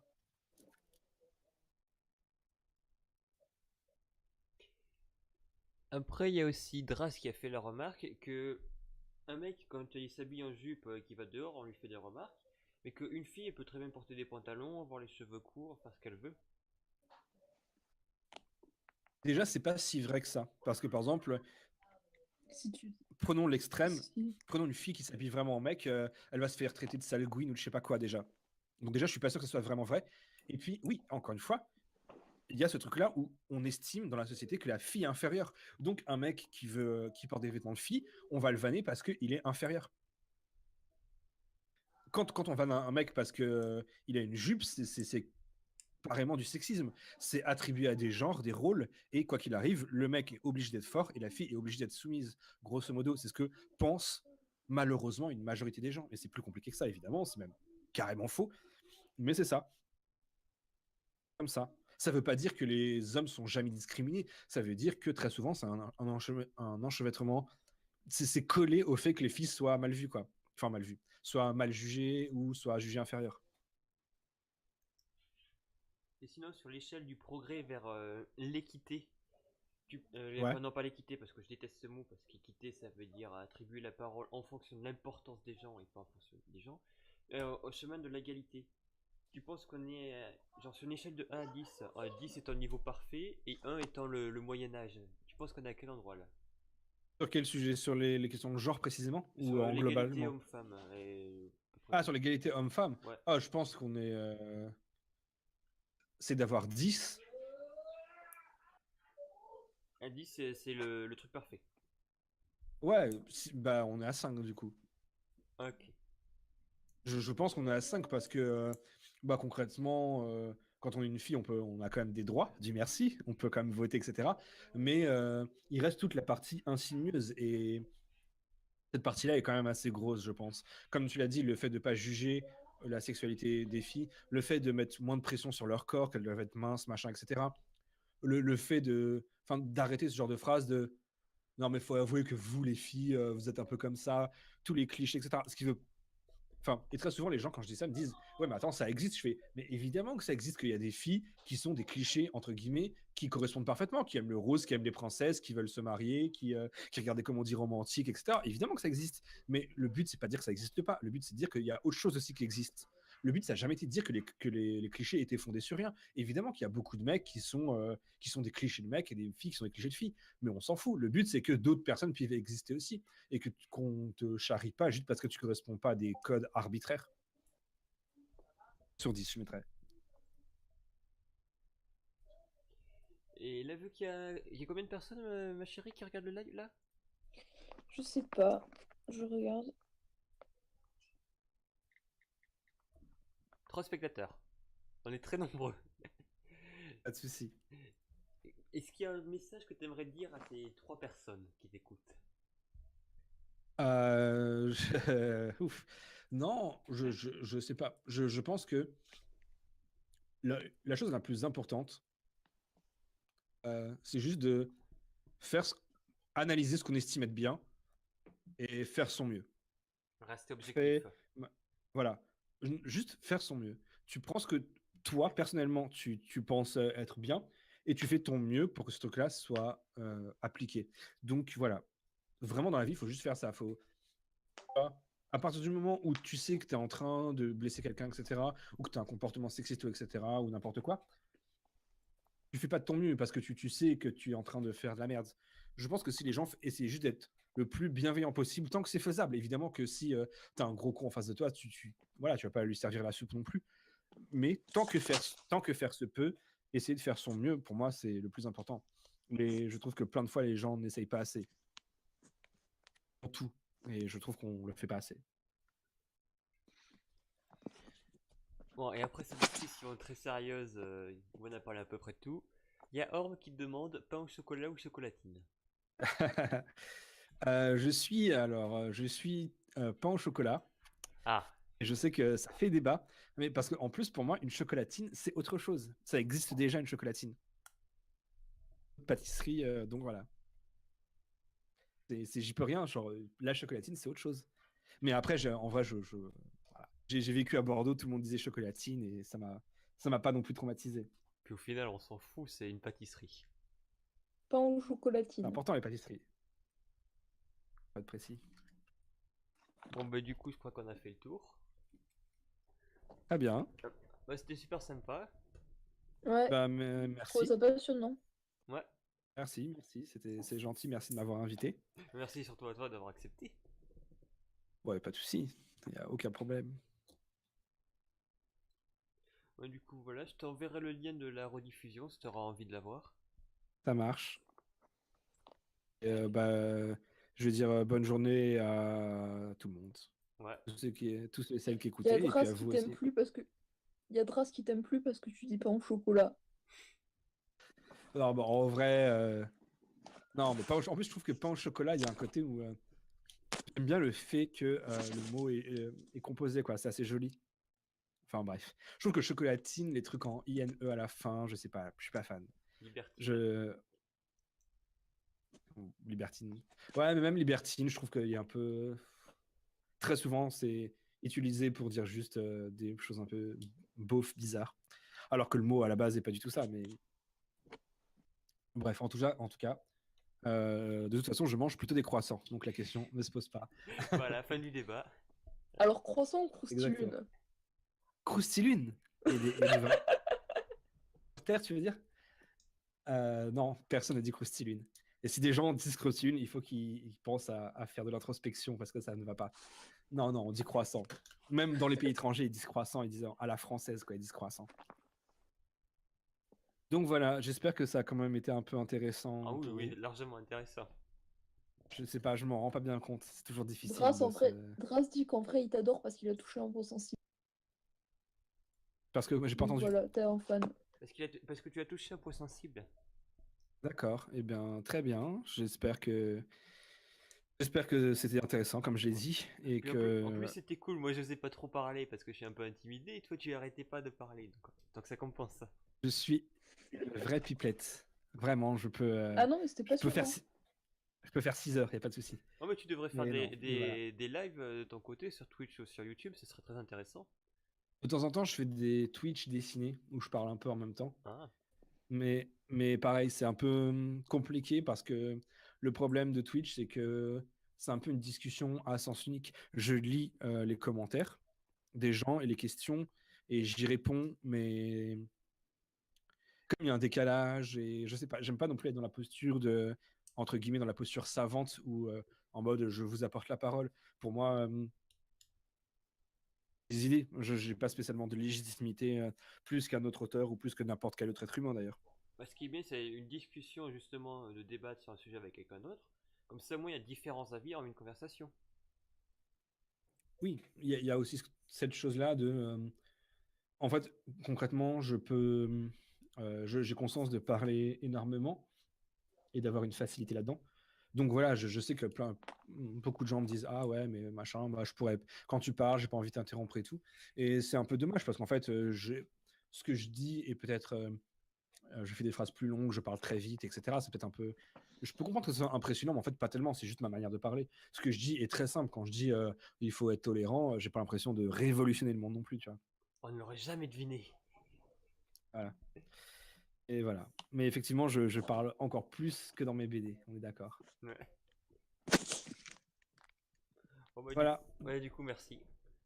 Et du coup, pas de Ouais, souci. merci. Merci à vous deux. Merci aux gens qui ont écouté. Et je vous dis salut. Salut. Ciao. Salut. Ciao. Du coup, arrêtez le stream.